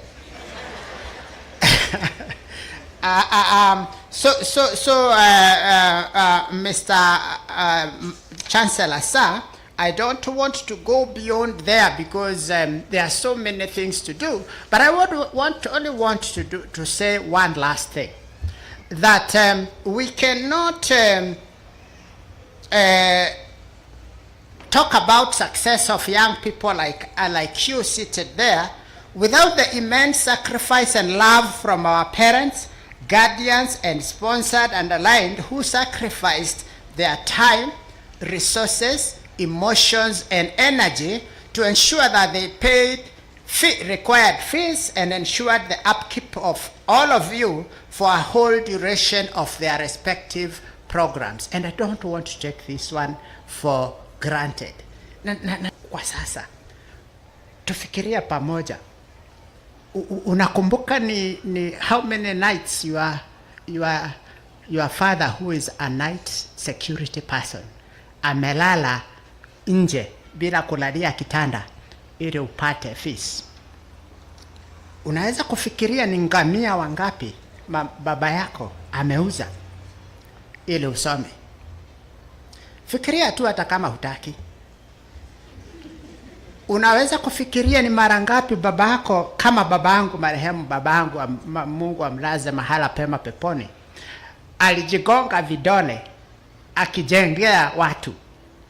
Na wadosi na sio wote, saa ingine wanaweza kukudharau. I remember one time nikienda kuchukua school fees kwa baba yangu, alikuwa juu ya mjengo, na aliponiona akachukua, zamani tulikuwa na shilingi 5 ilikuwa inaitwa kobole. Hapo ndio kobole ilitoka, ile kizito hivi alikuwa anataka kuniteremka anipatie shilingi 5, ilikuwa pesa nyingi, ili niende nikule mandazi mahali, alafu amaliza kazi. But boss yake akamwambia usiteremke kutoka hapo, ni saa ya kazi.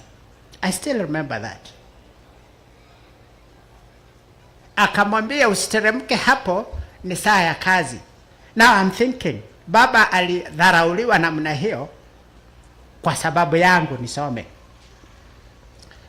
Alinirushia hiyo kobole, ilikuja tu, hata kama the means of forwarding was different, it came flying through by gravity from where my father was jangling up there to down, and I picked it. Na nikaenda. Wakati huo I could not make anything. Nilikuwa chali, wakati huo tulikuwa tunaitana machali, siku hizi sijui mnaitanaje. Nilikuwa chali, sikuwa it is now that it clicks again. So, do you appreciate all that they did? Mama yuko huko Kyuso, yuko huko msupa wangu anatoka Wekeleli, ya wale wanatoka Kitwe. Saa ingine mvua huko hainyeshi sana, anapanda mahindi yanapotea, anapanda tena yanapotea, akipata kidogo anauza hakuli ili ukuje shuleni. And I would want to thank all of you in uniform today, in academic regalia today, because you did not let your parents down. And therefore I want to do one last thing. I want to request all of you to stand up. Those who are in graduating today, kindly face your parents. Face your parents and piga nduru and shout to thank them. Hiyo haijatosha kurushiwa kobole kutoka juu. Ingine moja. Naomba tuwapatie ingwe 3. Ya kwanza igwe, ya pili igwe, ya 3 igwe. Basi tutano pande. Msikae kwanza kibarua kijaisha. Standing here or seated up here on my left, by the way, the left is the academic left of the dais, are your lecturers. Nina hakika kuna wakati kiliumana. Project ilikwama, ukasikia kumkula mtu bila mboga, lakini bado ukangangana. Eventually alikupatia hiyo mark. I personally know nimekuwa mkali kwa wenzetu hapa ili wawafikishe mahali mmefika. Na kuwa mkali kidogo saa hii, kesho tunacheka, because they understand that we have to do it. So with the effort of your parents bringing you here, you are received by these people. So atuwapatie nduru moja na ingwe mbili. Nduru. Tuwapatie igwe mbili. Igwe. Igwe. Thank you very much. Tukae chini. Naomba, mimi ni mtoto ni mtoto wa mama na pia ni baba ya watoto 4. 2 of them are graduates. And when I look at them, I am very, very happy. Because they could have been anything else. Ile pesa nilitoa kuwalipia, kamoja kalinisumbua, nikaangalianga nasema anyway, Mungu ulinipatia huyu, lakini eventually kalipata. Kukapepea tu kama jiko na mnai mpaka kakawaka. Na kako sawa. I thank God for those 2 and the others are on their way. So wazazi, nina hakika mnajisikia utamu saa hii. Hata kama ulidhalilishwa huko kibaruani ukifanya kibarua, pesa zako zikacheleweshwa. Hata kama uliuza yule mbuzi peke yake ambaye alikuwa amebaki kwa boma ili hawa watu wasome. Hata kama uliuza maziwa ya ng'ombe wako ukanywa strungi, tunaita strungi. Akameza turungi akauza maziwa ndio upate. Hata kama mlikula ugali na sukuma Christmas ndio jogoo auzwe ukuje shuleni. Wazazi mnajua hawa watoto they never let you down. Kwa hivyo hata nyinyi siwaachi leo. Naomba wale wazazi wako hapa karibu hapa hivi simameni. Wale wanaweza, wale hawawezi wasisimame. Simameni. Tafadhali. Tafadhali wale wanaweza. Najua sasa tumekula chumvi nyingi, saa ingine huku chumvi inakatalia kwa magoti. Naomba ili Mungu asikie kwamba tunapenda watoto wetu. Hamjui igwe, nyinyi najua mnajua maombi na makofi. Tuwapigie makofi hawa watoto wetu.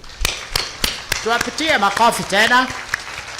Asante sana. Ketini chini, na nashukuru wakubwa wangu kwa kukubali kusimama wakati ambapo nimewaomba. So, as you go out there and plan, write your strategic plan. I wish you all the best.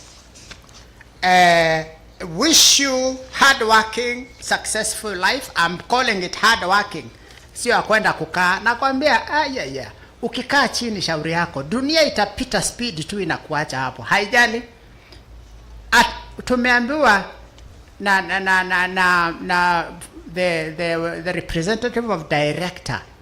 Jaribu mpaka itendeke. Kila wakati jaribu mpaka itendeke. And ask us. Tumejaribu mara nyingi na saa ingine dunia is not very fair for you. So once again, wish our graduates hard-working, successful life after graduation. May the awards you will receive today be a blessing as you look for employment or establish income-generating activities. We were told that. We urge you to be proud of GRESA and be good ambassadors of your alma mater. Alma mater is a new term for you. You will be an alumni of this alma mater. Nimeona wale wamesoma wameandika hiyo. Refer potential graduates, potential students to GRESA University as we urge you to come back for diplomas, wale wamepata certificates, undergraduate and postgraduate studies. I had a list of the postgraduate studies that we will start. We will start 5 postgraduate studies next year. Master of Business Administration, Master of in Hospitality Management, Master of Community Development, Master of Education, and one more other one. Then we shall have new science-based program. So as you come, you have a chance to come and join those masters program. Waswahili wanamsema usemao, izimi likujualo, wala wamesoma swa. Saa ile wala wa sasa sisi tulikiita Kiswahili, nyinyi mnaita swa. Wala wamesoma swa, izimi likujualo, halikuli lika kumaliza au halikuli likakwisha. Ukirudi hapa, wewe tunakujua. Wewe ni wetu, tutaangalia malipo yako. It will be easier. We'll make it easier for you to come and do diploma than somebody who is coming for the first time. I therefore conclude this long remark, and I'm sorry if it was long, by wishing all of us happy holidays. That is happy New Year. We start Merry Christmas. Merry Christmas and Happy New Year. Na wacha sherehe zianze. Leo ni siku yenu ya sherehe. Haikuwa rahisi. Kwa hivyo msherehekee. Thank you, Mr. Chancellor, sir. And I now take this opportunity to welcome our chairman of Governing Council. He's a senior everything, senior academic, senior administrator in Kenya, senior academic. a professor in marketing. Everybody knows him in Kenya. In fact, nikianza kuongea mambo yake hapa will be another speech. And therefore, welcome Professor Francis Kibera, sir.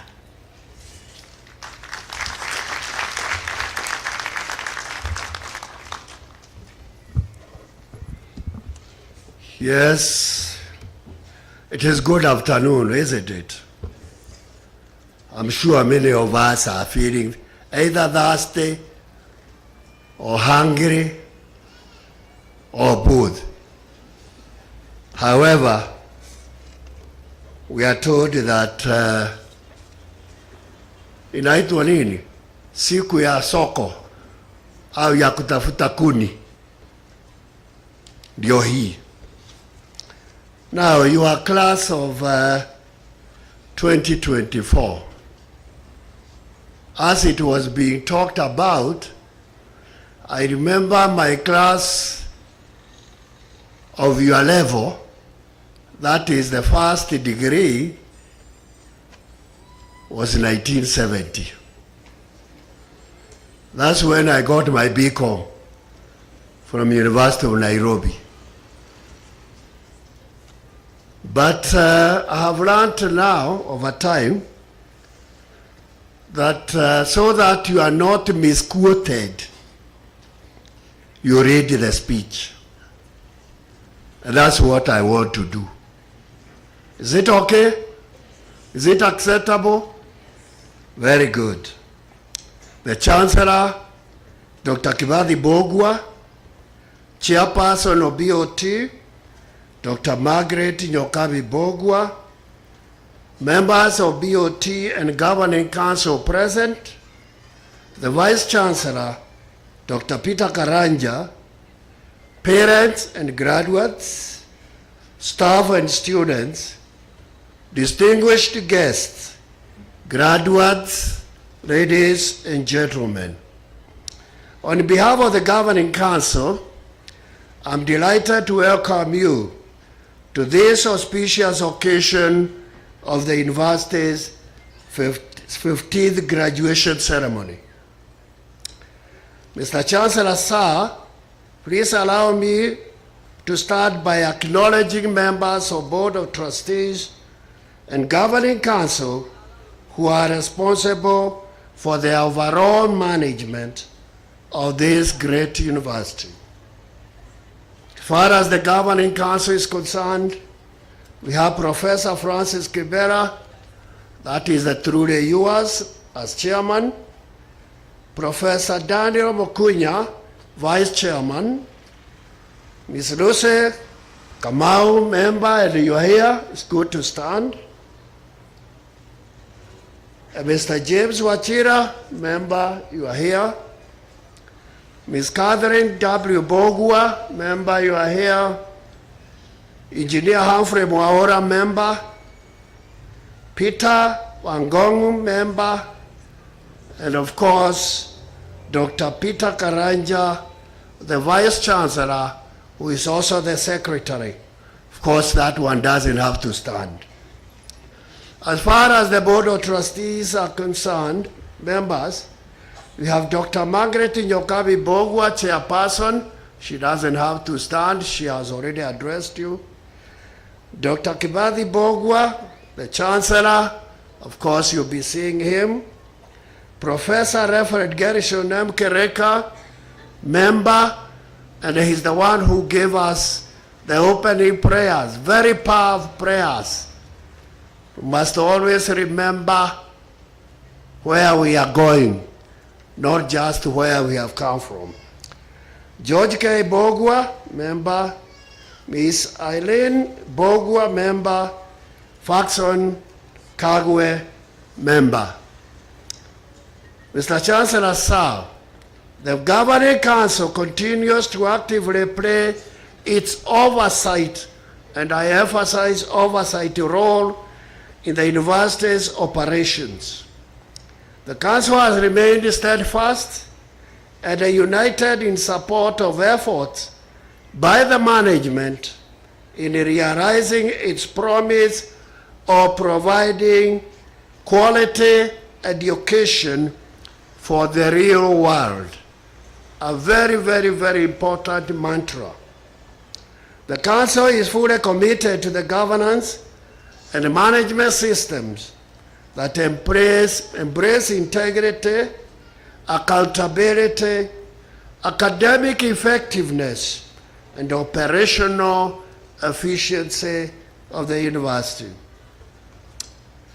As far as the value of education is concerned, ladies and gentlemen, the value of investing in people was well articulated more than 2,005 years ago by a Chinese philosopher who stated, and I quote, "If you plant for a year, you plant one season crops.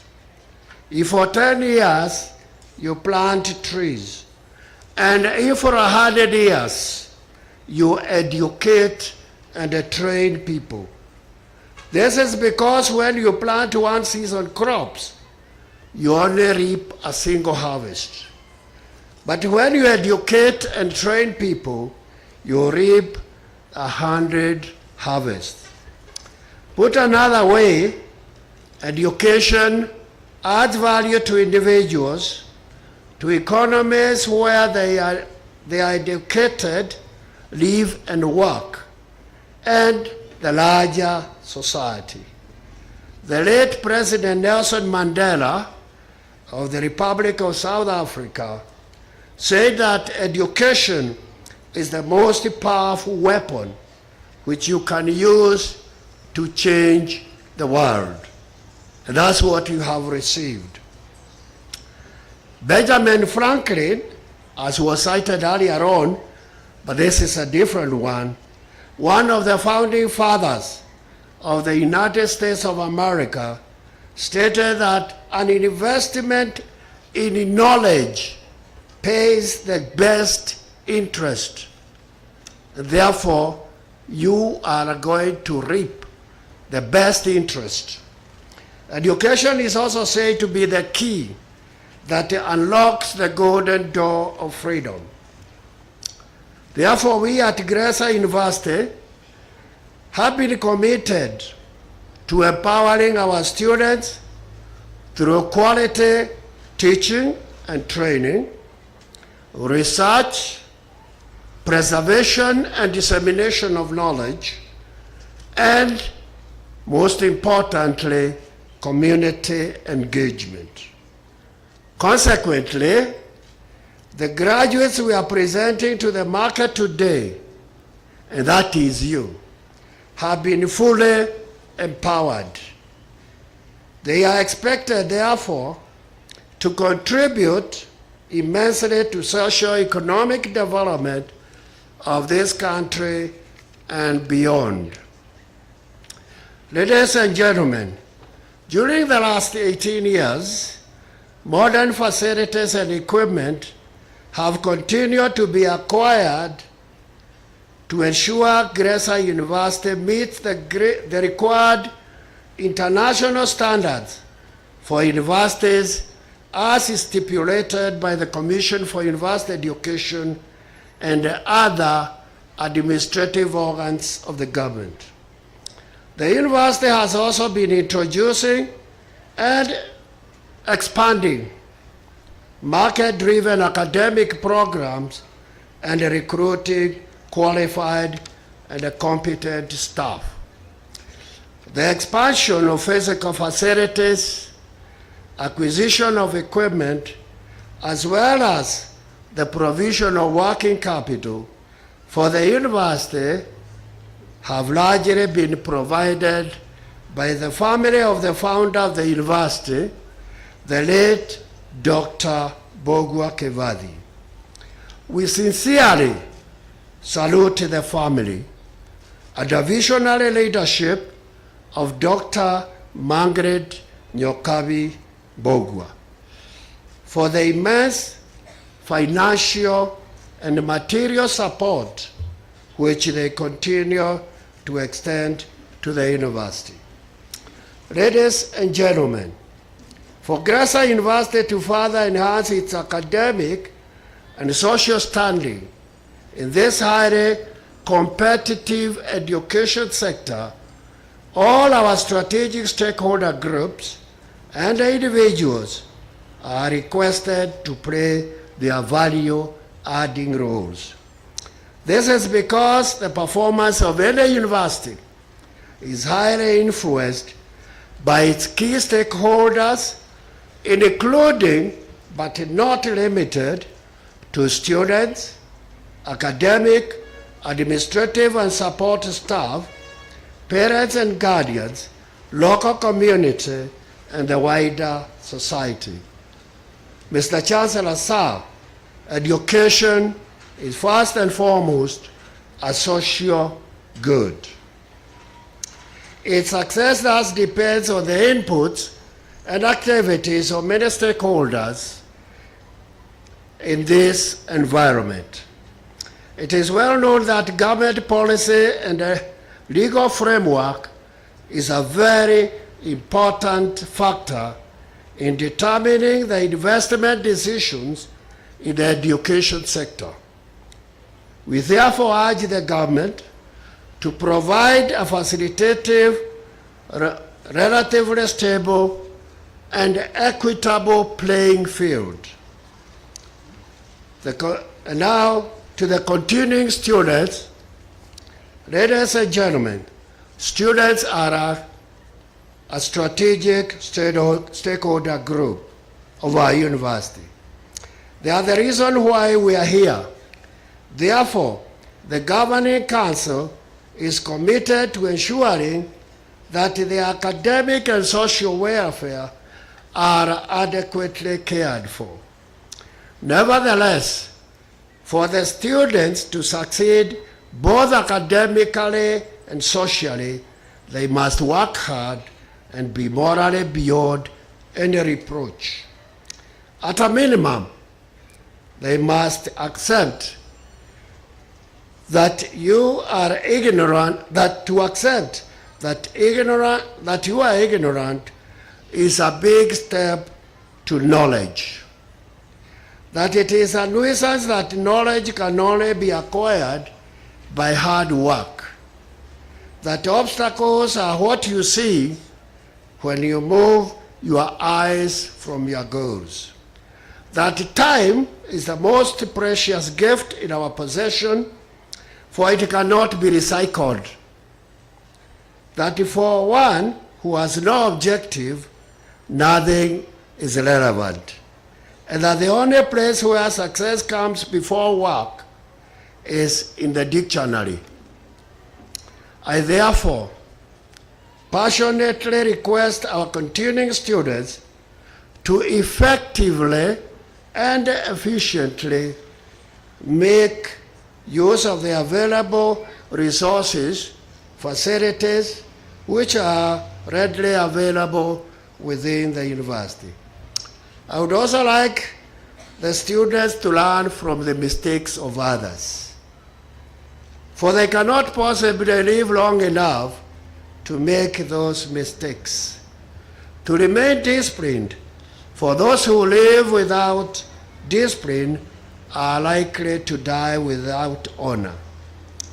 At this juncture, it is my duty to remind everyone here that the misuse of alcohol and substance abuse is a serious problem in several institutions of learning. As parents and the Kenyan society at large, we have invested heavily in our youth. It is therefore always a sad affair to see so many men and women waste away because of alcohol and substance abuse. We must therefore take appropriate preventive measures at the individual, family, university, and national level, for as it is well observed, prevention is always better than cure. My final advice to all of us is to remember that friends without a vision are dangerous. Since they are going nowhere, let them go without you. And now to the staff. As for the academic members of staff, please remember that ours is a noble profession. We may not be financially and materially well off, but we are intellectually rich. We should therefore be proud of who we are and the immense contributions that we are making to the development of the human capital of our nation and beyond.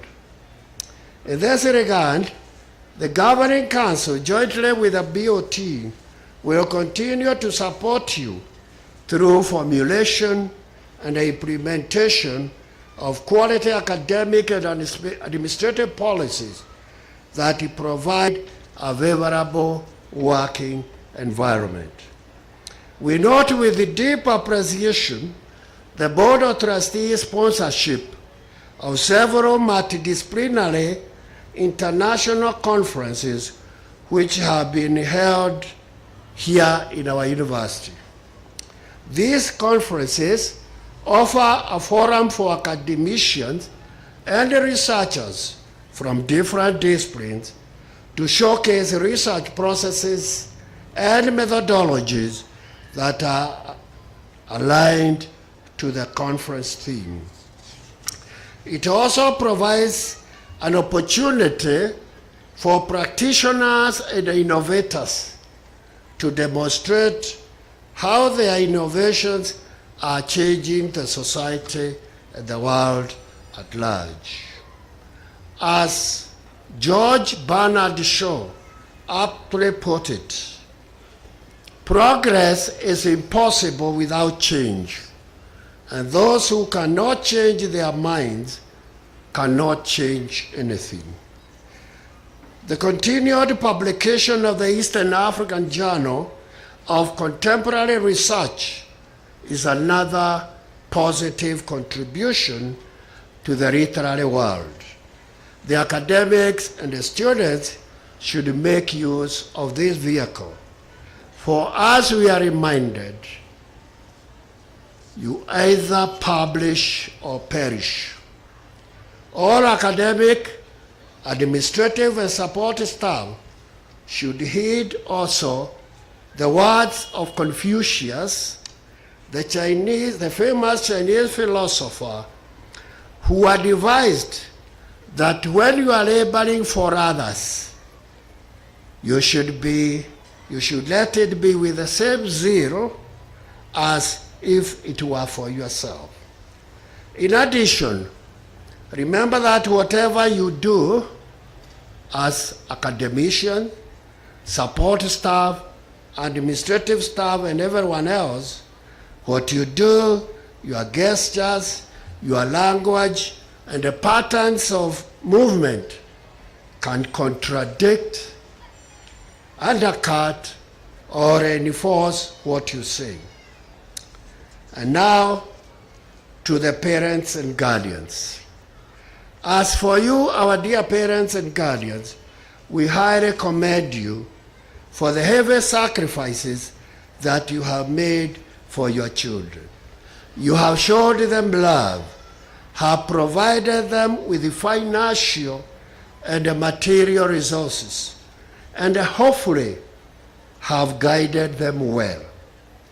Unfortunately, the journey is not over yet. We at the university need financial, material, and moral support from our parents and the guardians. This is because the demand for financial support by the needy in our university far exceeds the supply. These resources will assist the university to reach greater heights of academic achievements for a common good. And therefore, appeal to men and women of goodwill, the Kiambu County government, and the business enterprises, especially those located in Greater Thika area, to come forward and assist the needy for prosperity. And now to the graduates. Let me express my delight of being able to share with you the thrills of your victory. You have worked hard and overcome many hurdles, many challenges, and many barriers to reach here. You therefore have a right to enjoy all the glory associated with today's ceremony and the celebration parties that will surely follow this function. But, as it has been alluded by others, allow me to give you a few words of advice. Knowledge is like a garden. If it is not cultivated, it cannot be harvested. Anyone who stops learning is old, whether at 20 or at 80 years. Anyone who keeps learning stays young, at least in the mind. Remember also, it is the present from which your future will grow. For tomorrow belongs to those who prepare for it today. And the best way to predict your future is to create it by, as it has been alluded to, developing your vision, the mission, the core values, and strategic initiatives. The graduates, as you step out to the real world, I appeal to you to be our ambassadors. In this regard, we expect you to show by word and deed that when it comes to quality education, integrity, professionalism, resourcefulness, and a visionary leadership, Gresa University and its graduates is ahead of the pack.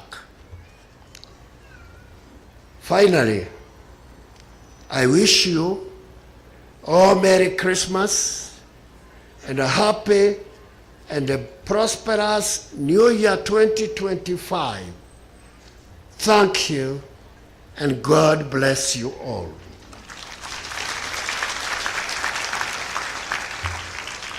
And it is now my honor and privilege to invite our Chancellor to address the congregation, the Chancellor, Dr. Kibadhi Mbogwa. Give him a mighty clap as he comes.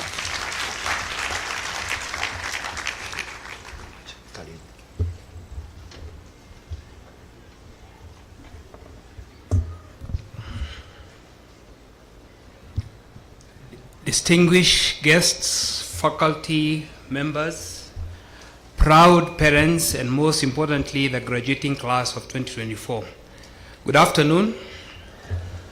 I'll try and go quickly. I know this is the last speech of the morning, and now it's in the afternoon, but we trust we'll have a good time. Before we go further, before I go into my speech, I want to put something off, or to remove something which has crept up in my mind. The valedictorian, Lucy Hope, asked for a job from next year. That will be our first consideration before anything else. It's very important for us as an institution to honor those who have done very well.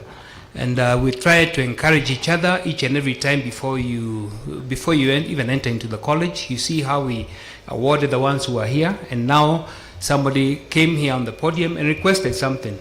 And it's good if we as an institution learn to honor such requests, because it's difficult to go out there. So this, okay? Thank you. The other one, so that I cannot be left behind before I go into my speech, the the chairman of, or the president of GUZA showed who his super nyako is. Now I want to show you my super nyako, my wife, the only one, for 34 years. Mbombi, please be upstanding.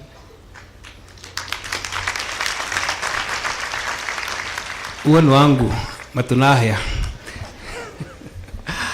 Okay, I just wanted to do that so I can help Bwana Omondi to make the next step and finish that journey. Today brings 𝐵𝐺𝐻 University community to the 15th graduation of a kind, men and women who have accomplished much. Each of you graduates has not just been dedicated, but has persevered, and now at this moment is in a new apex in the academic career. Today is also a chance to celebrate the community of mentors, family, friends who have walked this journey with you. It's an honor to be standing before you to celebrate what you have done and what you will do. Your achievements are nothing less than remarkable. You have faced countless academic, personal, or global challenges, and yet here you sit, ready to step into the world as capable, inspired individuals. Some of you have also excelled beyond academics, in sports, in arts, in leading, in service to the community, making you well-rounded individuals, ready for success as you make your contributions to society. Today, we celebrate your resilience, determination, and inevitable bright future. You are moving into something that's quickly changing and complex. Global interconnectedness, technological advances, and societal changes define the environment you will join. Great challenges come with these, but there are also great opportunities for those with a will. Locally in Kenya and in the East African region, great strides are being made in integrating our common resources and markets to cater for our mounting needs. You have been provided with the means not only to navigate these waters, but also to take action to alter and command this life sphere. I know that no matter where you will be or what you perceive the world needs, the world needs your creativity, compassion, and determination, and I know you'll rise to the occasion. As you embark on this exciting journey, let me share 3 pieces of advice. The first is to commit to leading to lifelong learning. What you've learned here is only the start. One of the greatest strengths will be staying curious, adaptable, and open. Second, cultivate resilience and discipline and focused goals. Many things aren't equal in life, but we all get the same 24 hours and 7 days of the week. Make the best of your time and allow the many challenges you will face build you and grow you in your success journey ahead. Finally, give back. Real success is when you positively make a great life for others by leaving them better and happier. Put your talents and skills to work for the betterment of the human society in the solutions you will provide, and in so doing, etch a decent living for yourselves. This is also a good moment to reflect on where we are and where we intend to be as 𝐵𝐺𝐻 University. We've launched several new initiatives this year for the next generation of students, which we hope will last.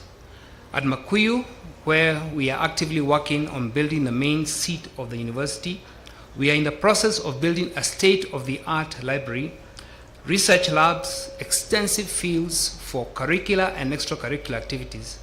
Secondly, on top of the postgraduate degree programs the VC mentioned for the coming year, innovations in new fields in green energy, content creation, and AI are being explored as we move in the new global era we find ourselves in. We are actively seeking resources and partners to fast track and make these programs a reality within 𝐵𝐻𝐻 University. Moreover, we have plans to roll out a mentorship program here within the campus that connects the alumni with the students to ensure that the spirit of mentorship and support amongst the students continues. The link between industry and university graduates is best served when we have a strong alumni body. Our commitment to sustainability will also lead to the growing green spaces on the campus, bettering our environment and reminding us of our shared responsibility to the planet. Together, they represent our institution's continued ascendancy and your ability to help mold our current and always transforming legacy. As we celebrate today, let's embrace gratitude. In a vacuum, none of us are successful. We thank members of staff, both academic and support, led by the Vice Chancellor and the Management Board and the Senate, who have all worked tirelessly to help you to be graduates, into whom you have become today. The Board of Trustees are represented here, and all the council members sitting through countless meetings of policy and strategic plan formulation and implementation. Our collaborating institutes and partners who came up here, namely Frontier in Garissa, Lusaka in Narok, and Atlas in Nairobi. The family and friends here who have constantly sacrificed and stood by your side to see that you achieved your academic goals. To you all, we thank you once again.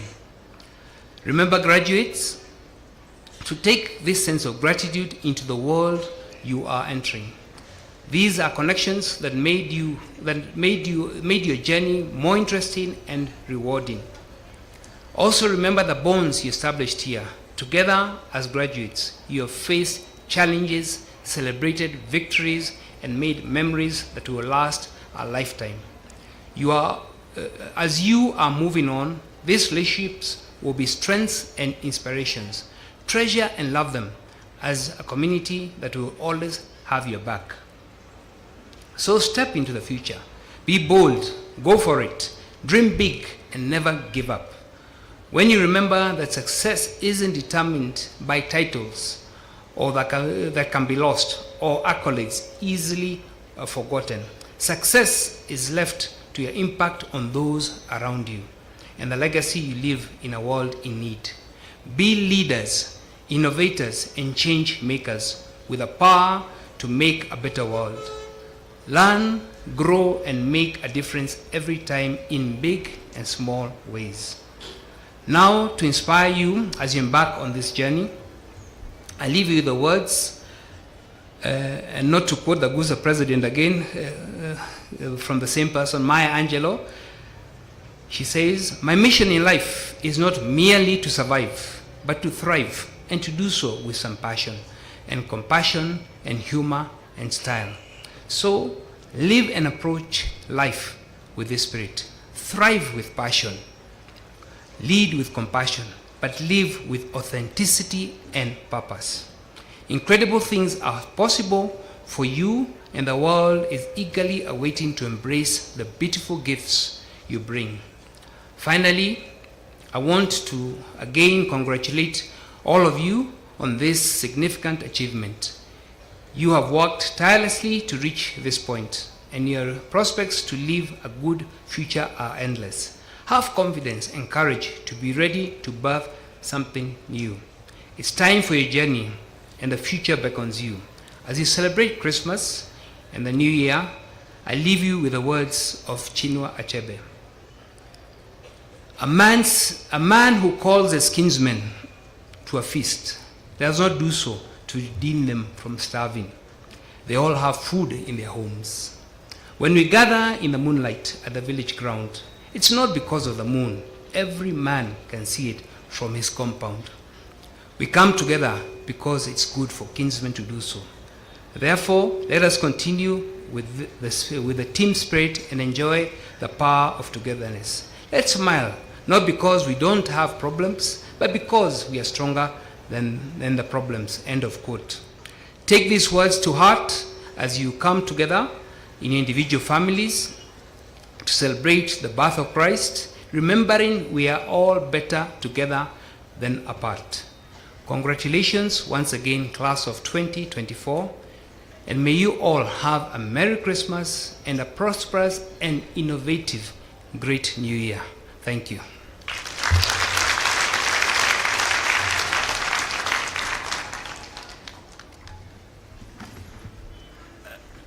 Thank you, Mr. Chancellor. Now we are coming to a very important session towards the end of our ceremony. As it was mentioned by the VC and the MC, let us kindly maintain the calmness until all of us we are done together. Mr. Chancellor, sir, it is my honor and pleasure to invite the Deputy Vice Chancellor, Academics and Student Affairs, Professor Wabuke Bibi, to proceed with the rest of the program. Karibu, Professor. Let's appreciate him kindly.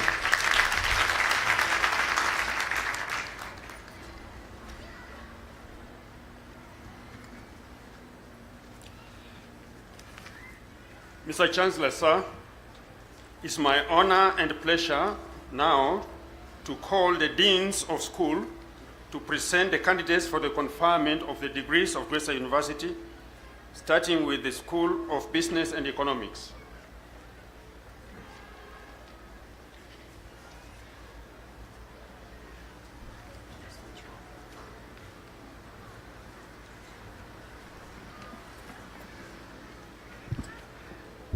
Mr. Chancellor, sir, during the 2023-2024 academic year, the following 61 graduates who I have the honor to present to you satisfied the Board of Examiners of the School of Business and Economics and Grace University Senate for the conferment of Bachelor of Commerce. May the following graduates for the conferment of Bachelor of Commerce please rise when their names are called and remain standing until the Chancellor confers them the degree. First class honors, Maina Lawrence Ngure.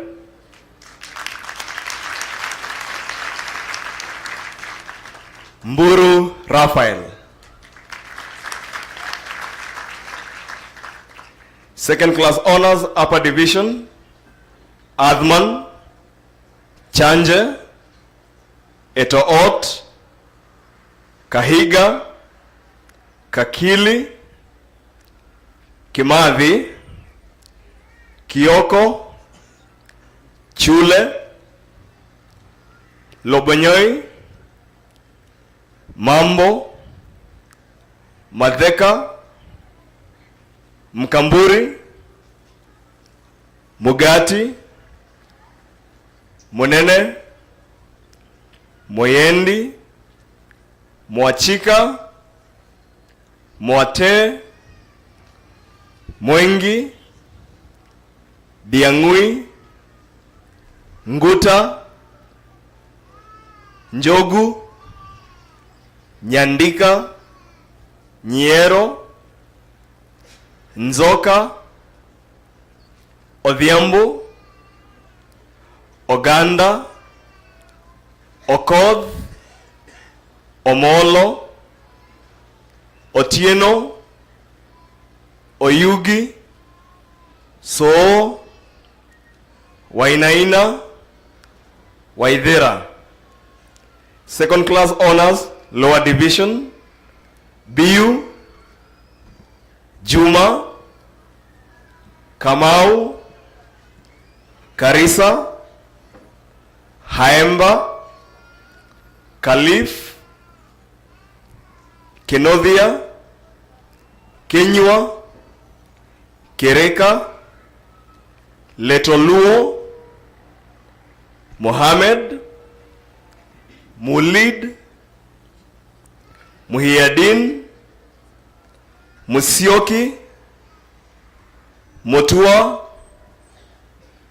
Moturi, Denda, Ndegwa, Nyanje, Nyilu, Nzioki, Ogwaro, Oisera, Tatuli, Wafula, Wanyama.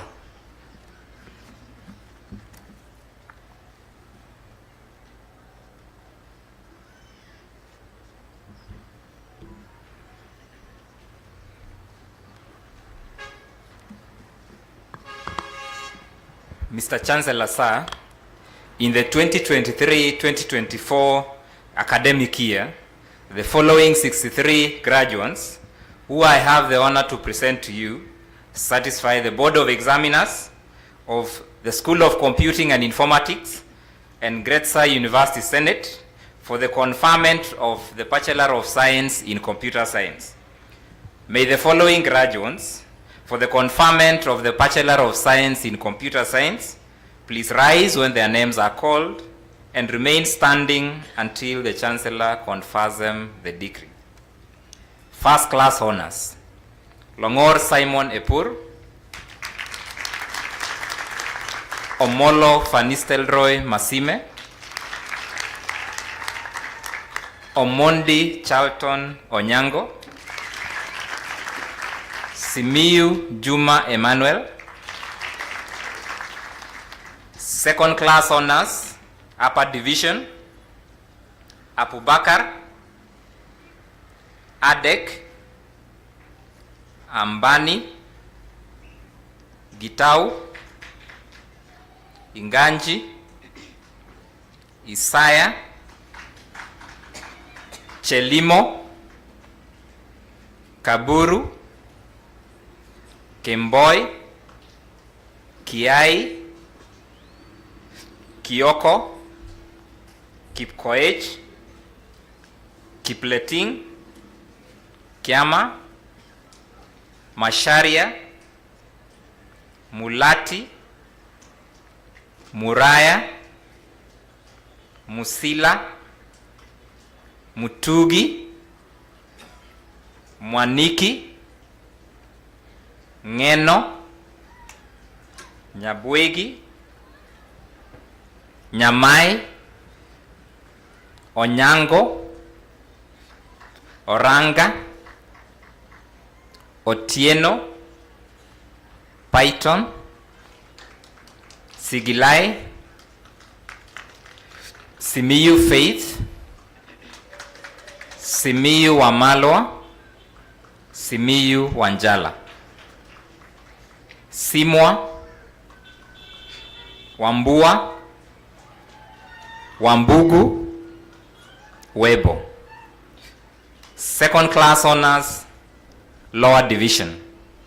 Abdo, Ambunya, Bowen, Kimathi, Korir, Kurgat, Mbugwa, Mukami, Mungai, Muoki, Musenga, Mwangi, Mwendwa, Nduru, Ngetich, Njiru, Nyambura, Obara, Okumu, Otieno, Ouma, Wapomba, Wanaina, Wanjiru.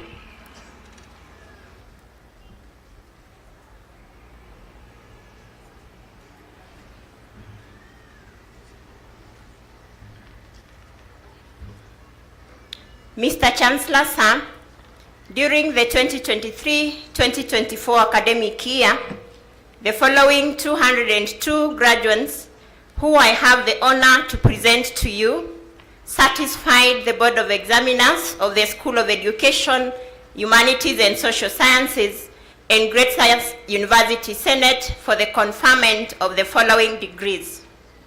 May the following graduates for the conferment of the respective degrees please rise when their names are called and remain standing until the Chancellor confers them the degree. Bachelor of Arts in Community Development. First class honors, Atieno Karen Lumumba. Kadhomi Karen. Okope Samuel Ouma. Second class honors upper division.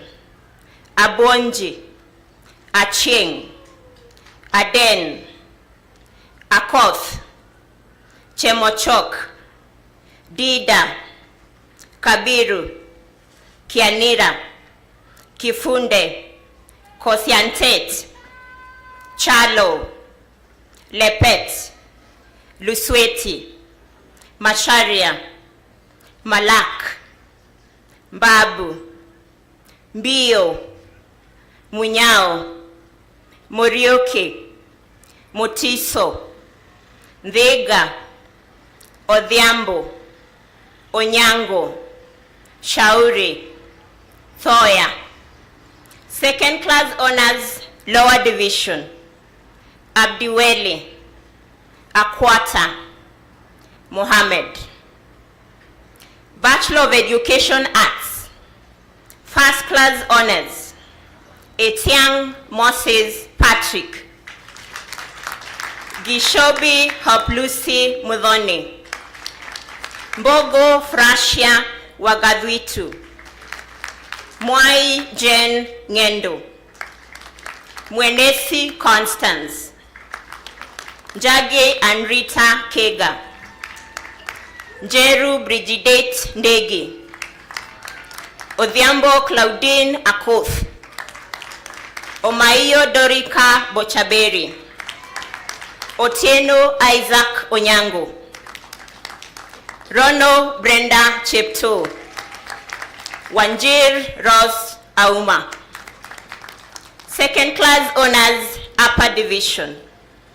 Adhiambo, Ahekani, Akuma, Ali, Ambani, Aseka, Barasa Enoch, Barasa Faith, Barasa Mary, Shege, Chepngeno, Cherono, Cherop, Cheruyot, Chesang, Chesula, Daniel, Gaidho, Gabre, Gatimu, Gishora, Gisemba, Gitonga, Indeche, Jepkoech, Cheboyo, John, Kamuri, Karani, Kasamba, Kavata, Kavila,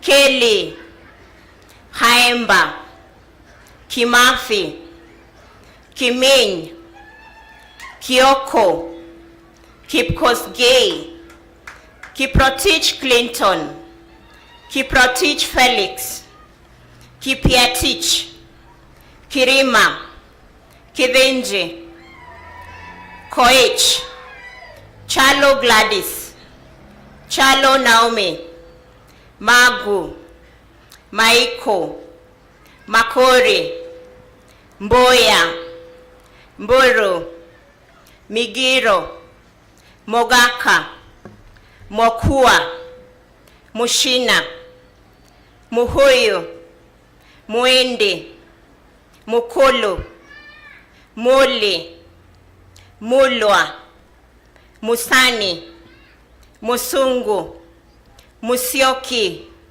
Mutai, Mudhangia, Mudhengi, Muteria, Mutua, Mwangi, Mwaguza, Mwende, Ndemo, Ndeto, Ndiang'ue, Ngendo, Nyambura, Nzengi, Nzomo, Obonyo, Obuya, Ochino, Okal, Okoth, Omar, Omboko, Omega, Ondimu, Ongale, Onsongo, Onyango, Onyego, Otieno Evelyn, Otieno Lynette, Otieno Paul, Otieno Vincent, Ouma, Roche, Samuel, Sifuna, Situma Susan, Situma Vivian, Tirop, Waigwa, Wambua, Wamithi, Wangila, Wanjala, Wanjiru Njoroge, Wanjiru Shalmith, Wendley, Yegon. Second class honors, lower division. Abich, Chepkirui, Chepto, Cherotich, Chesoli, Esho, Fatuma, Gitonga, Katerik, Hisa, Kipkoech, Kiplangat Brian, Kiplangat Emmanuel, Kiprop, Kipruto, Kipto, Kome, Lusamamba, Luane, Mashaki, Masharia, Makau, Misati, Mogoa, Mugambi, Munye, Murigi, Musi, Mudhoki, Mutila, Mwendwa, Mwinzi, Njoroge, Ndurima, Nyagaka, Obare, Okiabera, Osongo, Osama, Osiemo, Otimi, Ouma, Ruto, Shaban, Sige, Sigei, Waluvengo, Wamboi. Please remain standing.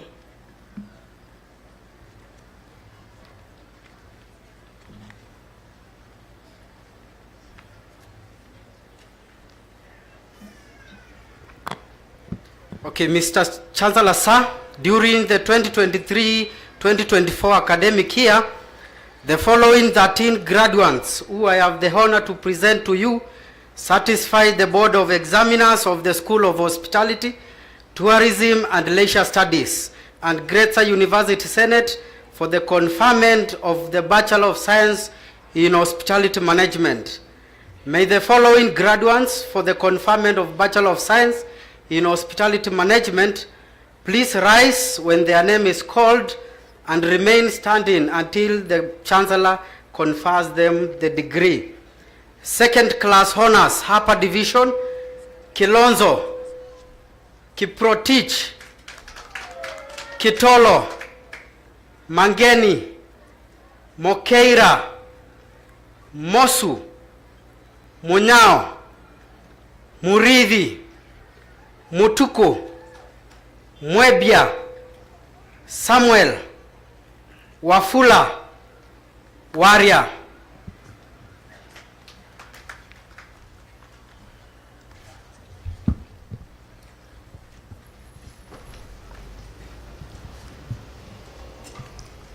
Having satisfied the Board of Examiners and the Senate of 𝐷𝐺𝐢 University, and by the authority and powers conferred on me by this university, I confer upon you a degree in a field of study and give you the powers to read and to do that all that pertains to your degree. Congratulations.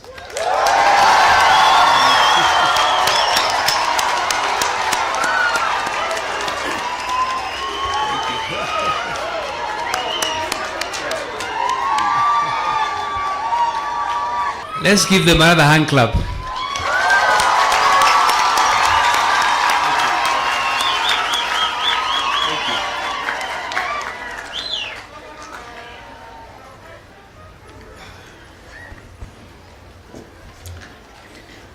And now, Mr. Chancellor, sir, it's my honor and a pleasure to call the deans of school to present the candidates for the award of diplomas of 𝐷𝐺𝐢 University in the following order: the School of Business and Economics, the School of Computing and Informatics, the School of Education, Humanities and Social Sciences, the School of Health Sciences, and finally the School of Hospitality, Tourism and Leisure Studies.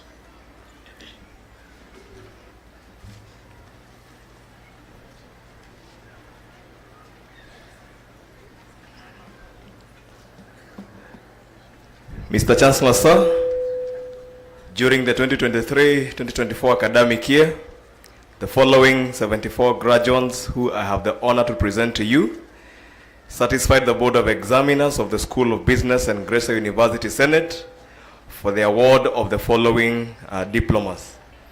May the following graduates for the award of respective diplomas please rise when their names are called and remain standing until the Chancellor awards them the diploma. Diploma in Accounting, Distinction, Bulo Udugon Hassan. Credit, Abdi, Deka, Hassan, Jama, Kaigongi, Kamau, Karaoke, Maalim, Makori, Mohamed, Mudeu, Njage, Odhiambo, Saud. Diploma in Banking and Finance, Credit, Abdi Hakim, Abdullahi, Boy, Getuma, Hamdi, Maalim, Ngasi, Mwangi, Nzuva, Pasakala, Sankau, Wambua, Zaitun. Diploma in Business Information Technology, Credit, Adoka, Amran, Gedhenji, Mwangi. Diploma in Business Management, Credit, Adan, Kivuli, Lemayan, Mohamed Kadar, Moriaso, Munyi, Motinda, Motua, Mwangi, Wahome. Pass, Mohammed. Diploma in Credit Management,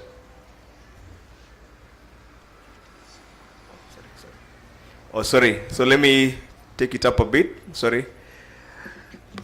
Let me revise. Diploma in Business Management, Credit, Adan, Kivuli, Lemayan, Mohamed Kadar, Moriaso, Munyi, Motinda, Motua, Mwangi, Wahome, Siololo. That should be under Diploma in Public Administration. All right. So, Diploma in Credit, Muli. Then we go to Diploma in Human Resource Management, Abdallah, Abdullahi, Adan, Ateti, Hujale, Ibrahim Nuria, Ibrahim Omar, Jama, Keua, Mwangi, Kagendo, Sarwa, Tira. Then Diploma in Public Administration, Credit, Deco, Kipaken, Kitaika, Lokioto, Mwasio, Siololo, Tonkei, 0. Diploma in Purchasing and Supplies Management, Credit, DEs, Kinari, Kishoyen, Maalim, Yasmin. Pass, Idris. Diploma in Real Estate Management, Credit, Chepto. Diploma in Marketing, Credit, Baingeru. Diploma in Project Management, Credit, Muli. Graduates, kindly remain standing.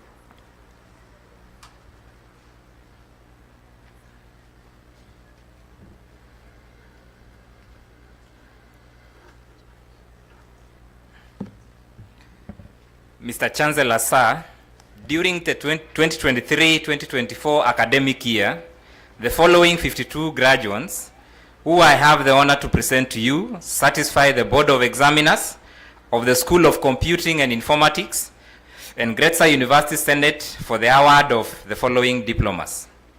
May the following graduates for the award of respective diplomas please rise when their names are called and remain standing until the Chancellor awards them the diploma.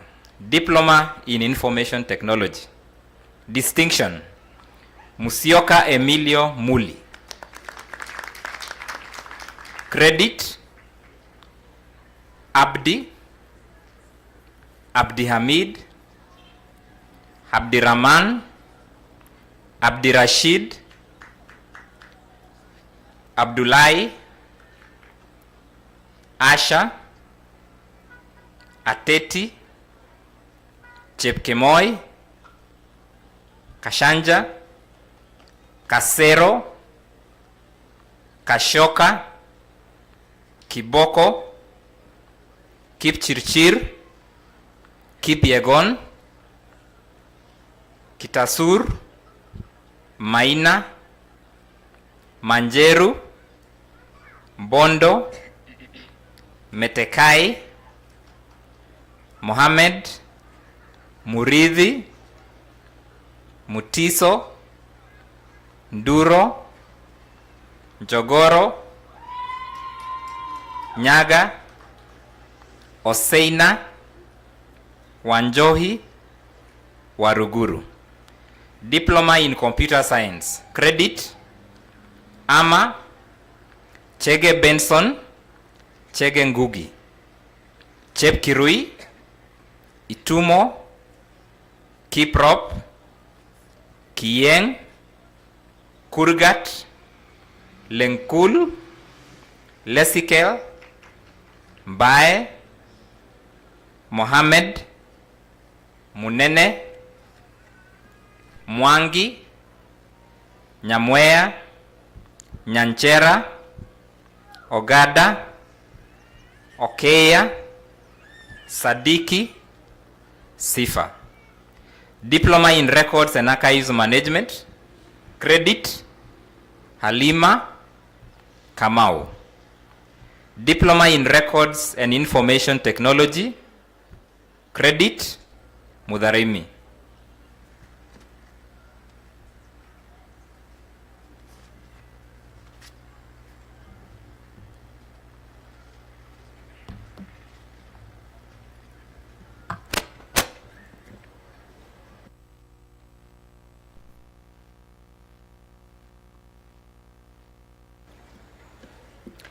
Mr. Chancellor, sir, during the 2023-2024 academic year, the following 56 graduates who I have the honor to present to you satisfied the Board of Examiners of the School of Education, Humanities and Social Sciences and 𝐷𝐻𝑒 University Senate for the award of the following diplomas. May the following graduates for the award of the respective diplomas please rise when their names are called and remain standing until the Chancellor awards them the diploma. Diploma in Social Work and Community Development. Credit, Abdullahi, Ali, Aliyo, Bare, Depe, Farah, Hassan, Joshua, Kakimon, Kamatu, Karia, Kiano, Kehia, Kipetu, Koriata, Kuraru, Kuyoni, Lekwari, Lonkushu, Munene, Muntolol, Mwawana, Naisimoi, Omar, Oseina, Retoe, Saitolok, Supuko, Tumanka Diana, Tumanga Grace, Tutayo, Wario, Yamoton, Diploma in Diplomacy and International Relations. Distinction. Kimani Jen Jerry. Credit. Abdi Siombua Wakaba. Diploma in Counseling Psychology. Credit. Cherotich. Diploma in Journalism and Mass Communication. Distinction. Mwandime Albert Manyasi. Nyamoko Naomi Nyakerario. Credit. Juma Kamau Moge Mwebia Nganga Nyang Okoth. Diploma in Public Relations. Credit. Womboy. Diploma in Education Arts. Distinction. Mbithi Eunice Mudhue. Mulonzia Rebman Mukuni. Credit. Dalu Kieti. Diploma in Early Childhood Development Education. Credit. Safia. Diploma in Special Needs Education. Distinction. Lepenja Simon Saitabao. Credit. Jerotich Orego. Please remain standing.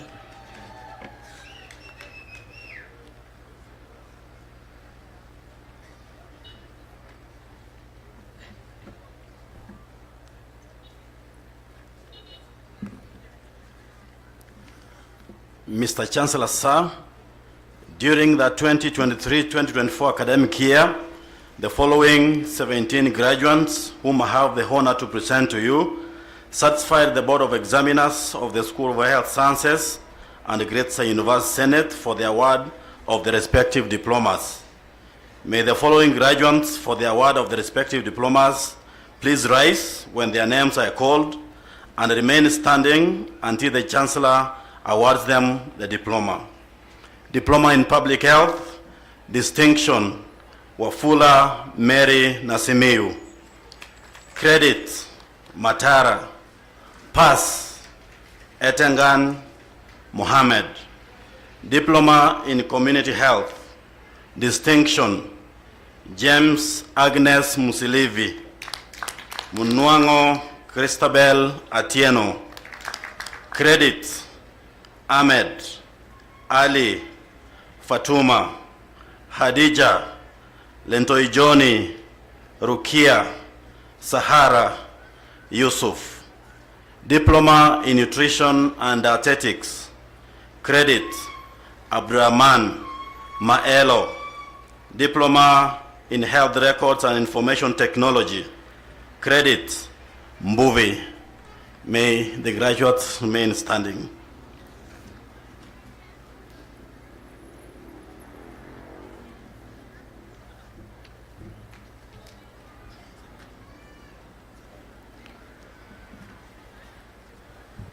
Mr. Chancellor, sir, during the 2023-2024 academic year, the following 23 graduates who I have the honor to present to you satisfied the Board of Examiners of the School of Hospitality, Tourism and Leisure Studies and 𝐷𝐸𝐺𝐻 University Senate for the award of the following diplomas.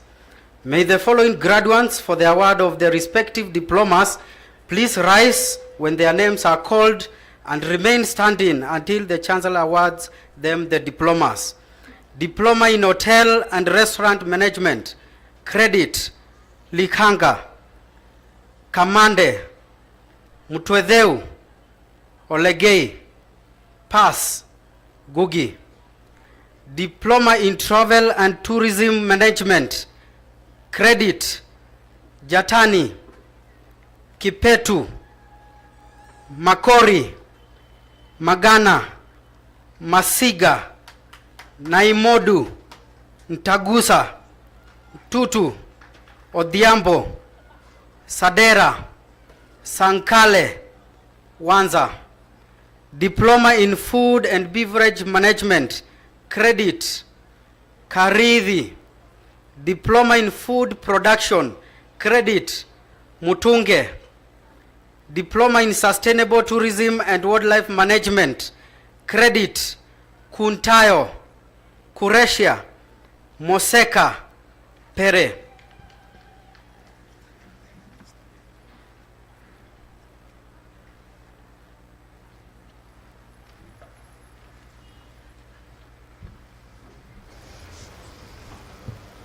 Having satisfied the Board of Examiners and the Senate of Greater University, and by the authority and powers conferred on me by this university, I award you a diploma in your field of study.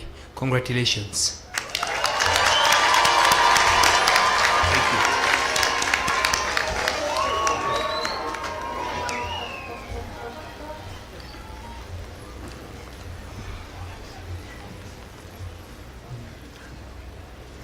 Mr. Chancellor, before I call the next group, please, I would like to appeal to the graduates, please not to move out. These are our guests. It's not good manners to walk out when your guests are here.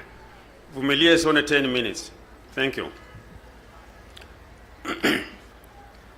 And now, Mr. Chancellor, sir, it is my honor and pleasure to call on the deans of school to present the candidates for the award of certificates of Greater University in the following order: the School of Business and Economics, the School of Computing and Informatics, the School of Education, Humanities and Social Sciences, the School of Health Sciences, and finally, the School of Hospitality, Tourism and Leisure Studies.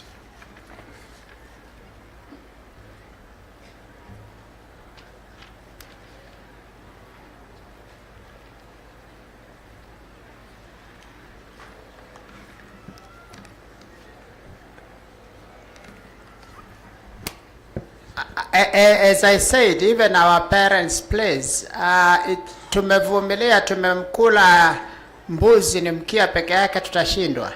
Tuvumilie tafadhali, ni dakika 20, less than 20 zijazo tutamaliza. This is the last one certificate. Please, vile wamekuvumilia na wewe wavumilie. Asante. Okay, thank you. Mr. Chancellor, sir, during the 2023-2024 academic year, the following 107 graduates who I have the honor to present to you satisfied the Board of Examiners of the School of Business and Economics and Greater University Senate for the award of Certificate in Business Management and Foundation Certificate in Business. May the following graduates for the award of Certificate in Business Management and Foundation Certificate in Business please rise when their names are called and remain standing until the Chancellor awards them the certificate. Certificate in Business Management, pass, Abbas, Abdiaziz, Abdinasir Isaac, Abdirahman Gedi, Abdirahman Hussein, Abdirashik, Abdi Rizak, Abdi Salam, Abdullahi, Aden, Ahmed Mohamed Abdi, Ahmed Mohamed Burale, Ahmed Mohamed Sheikh, Amal, Ayan, Basra, Cheruto, Dakane, Faiza, Fatuma Bishar, Fatuma Sugo, Fosia, Gitonga, Getuma, Habon, Halima Abdullahi, Halima Abdullahi, Halima Hassan, Halima Hussein, Halima Saadia, Hamdi Bare, Hamdi Abdirahman, Hanifa, Hish, Hussein Mohammed, Hussein Ali, Ibran, Ikram, Ikra, Jamaldin, Jele, Jimal, Kamande, Keua, Kendi, Hadija, Khalif, Heir, Kipngeno, Kurash, Lesio, Letia, Lokariwon, Lomoe, Marilyn, Miski, Mohammed Yusuf, Mohammed Abdi, Mohammed Adan, Mumo, Muzamil, Mwende, Naima, Najma, Njue, Nkurumua, Nuno, Nzuba, Ondu, Osman, Otieno, Pasiani, Kamar, Rama, Ridwan, Roble, Saadia, Safia, Samana, Shamsa Abdi, Shamsa Yakub, Shiro, Siham, Siat, Sumea, Viongo, Umea, Yakub, Yasmin Ahmed, Yasmin Hassan, Zubair, Foundation Certificate, Pass, Abdullahi, Chepkoni, Halima Alaso, Halima Khalif, Wafa, Hawa, Ifra, Ikra, Koikai, Miriam, Miski, Mohammed Aden, Mohammed Ibrahim, Mohammed Kolosho, Nasra. Please, graduates, remain standing.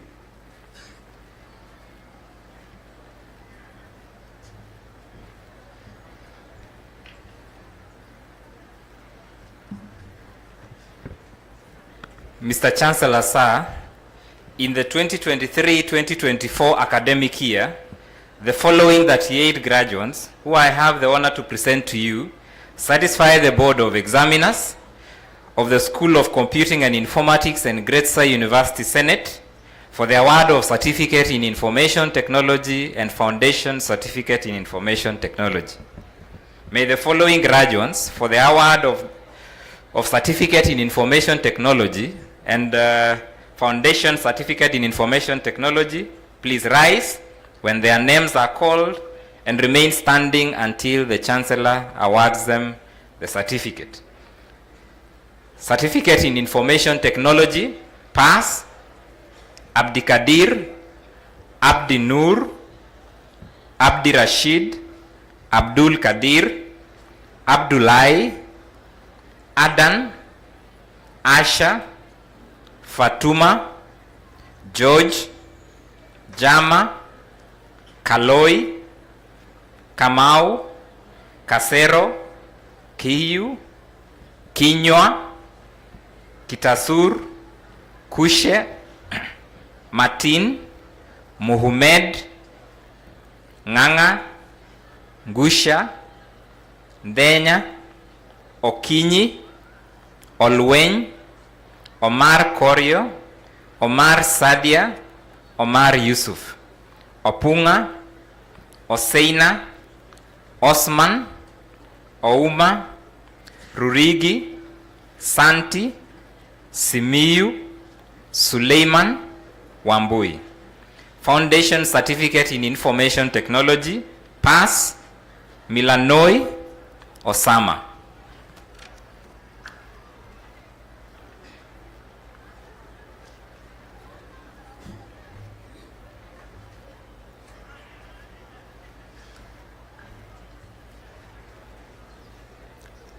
Mr. Chancellor, sir, during the 2023-2024 academic year, the following 65 graduates who I have the honor to present to you satisfied the Board of Examiners of the School of Education, Humanities and Social Sciences and Greater University Senate for the award of the following certificates. May the following graduates for the award of the respective certificates please rise when their names are called and remain standing until the Chancellor awards them the certificate. Certificate in Social Work and Community Development. Pass. Abdi Abdrahman, Abdi Dayeb, Abdullahi, Aden, Ahmed, Baracho, Chepkurui, Dahie, Dawood Ridwan, Dawood Umihan, Dikayu, Dubat, Dunia, Elmi, Hakolosho, Hamud, Hanti, Hassan Habiba, Hassan Zakaria, Ibrahim, Isa, Juma, Kamau, Kimogo, Kishoyan Beatrice, Kishoyan Josephat, Kishoyan Sereti, Koroine, Kotikash, Kuronoi, Lemain, Liaram, Maalim, Muhammad, Mude, Muhammad, Munde, Muranik, Mwangi, Nadupoi, Nchoe, Ndoge, Nguyo, Pardio, Pere, Shuria, Tanyai, Tiampati, Wanjira, Wantai. Certificate in Public Relations. Pass. Abdi, Abdrahman, Abikar, Abubakar, Deru, Duntol, Simel. Certificate in Journalism and Mass Communication. Pass. Mudhoni, Dege. Foundation Certificate in Social Sciences. Pass. Abdullahi, Ali, Dubat, Muhammad, Sialo, Siamanta.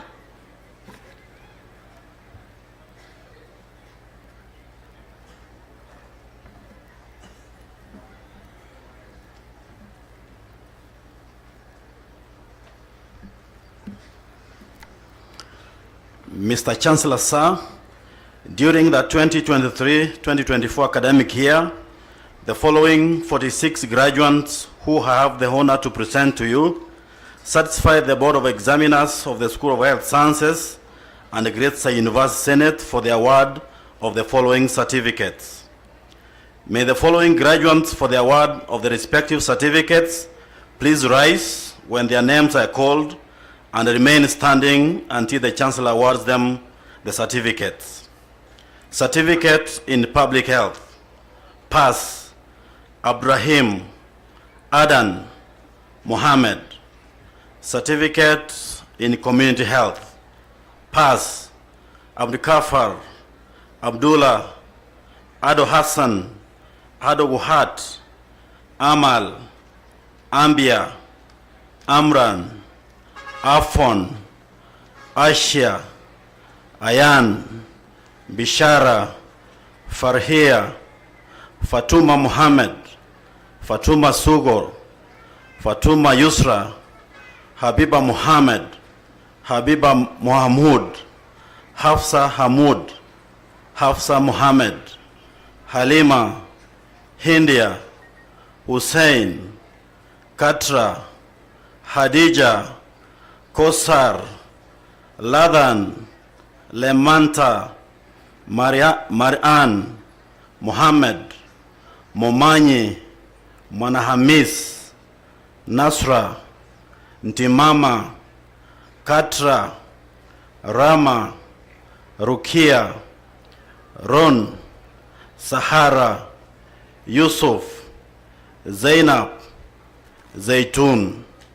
Certificate in Nutrition and Dietetics. Pass. Karibolo, Njoka.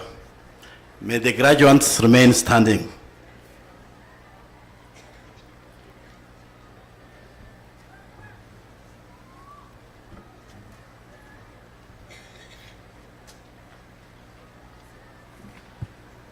Mr. Chancellor, sir, during the 2023-2024 academic year, the following 8 graduates who I have the honor to present to you satisfied the Board of Examiners of the School of Hospitality, Tourism and Leisure Studies and Greater University Senate for the award of the following certificates. May the following graduates for the award of respective certificates please rise when their names are called and remain standing until the Chancellor awards them the certificates. Certificate in Food and Beverage Service and Sales, pass, Wairimu.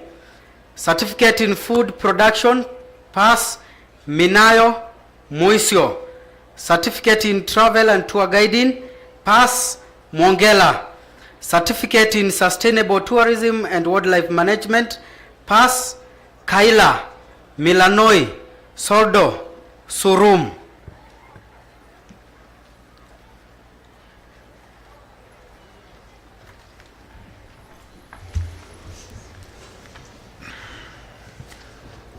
Having satisfied the Board of Examiners and the Senate of Greater University, and by the authority and powers conferred on me by this university, I award you a certificate in your field of study. Congratulations.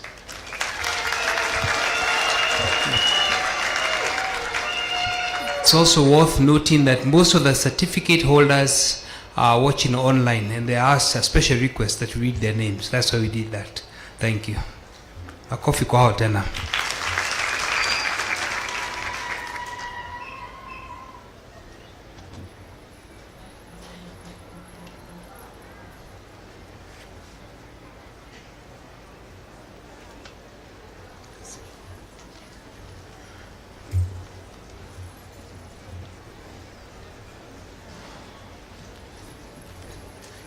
Thank you, our Chancellor, for that session. Congratulations, class of 2024. Please tell your neighbor, especially our graduates. Now your name has changed. You're now graduates with a TES, okay? So Wambia, congratulations. And tell the people online, congratulations, especially our certificate students and foundation certificates. We congratulate you for your achievements, and we want to remind you that Greater is still open for all our diploma students, our certificate students, our foundation certificate students, and also for you, our degree students. You can come in 2025 and register for the next program, okay?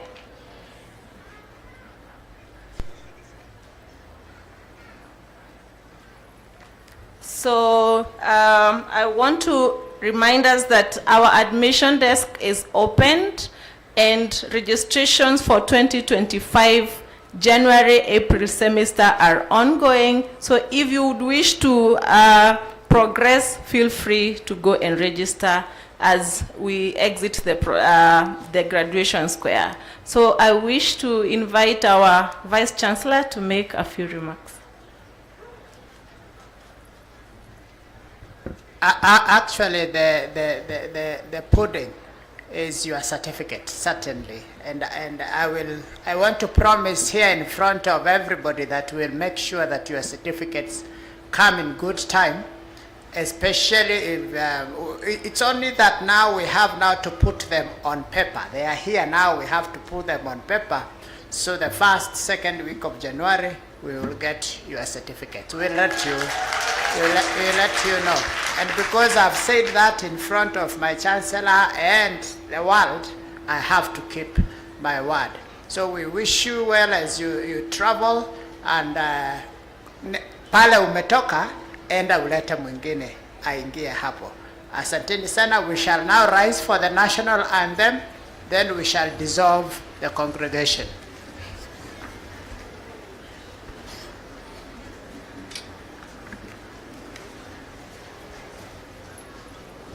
Salvation Army.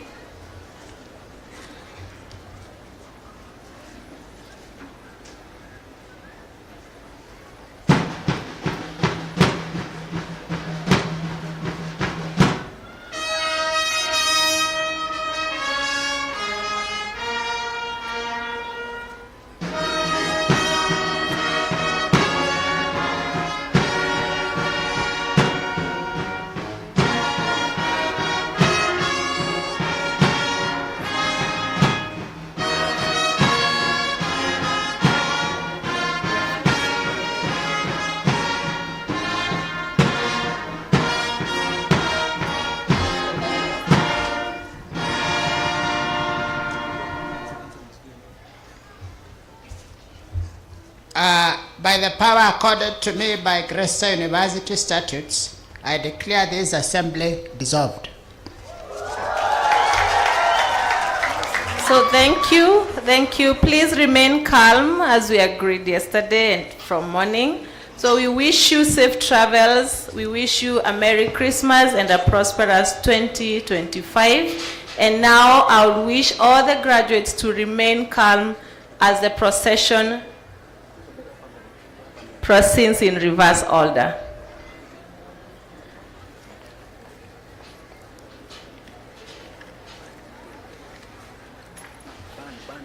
But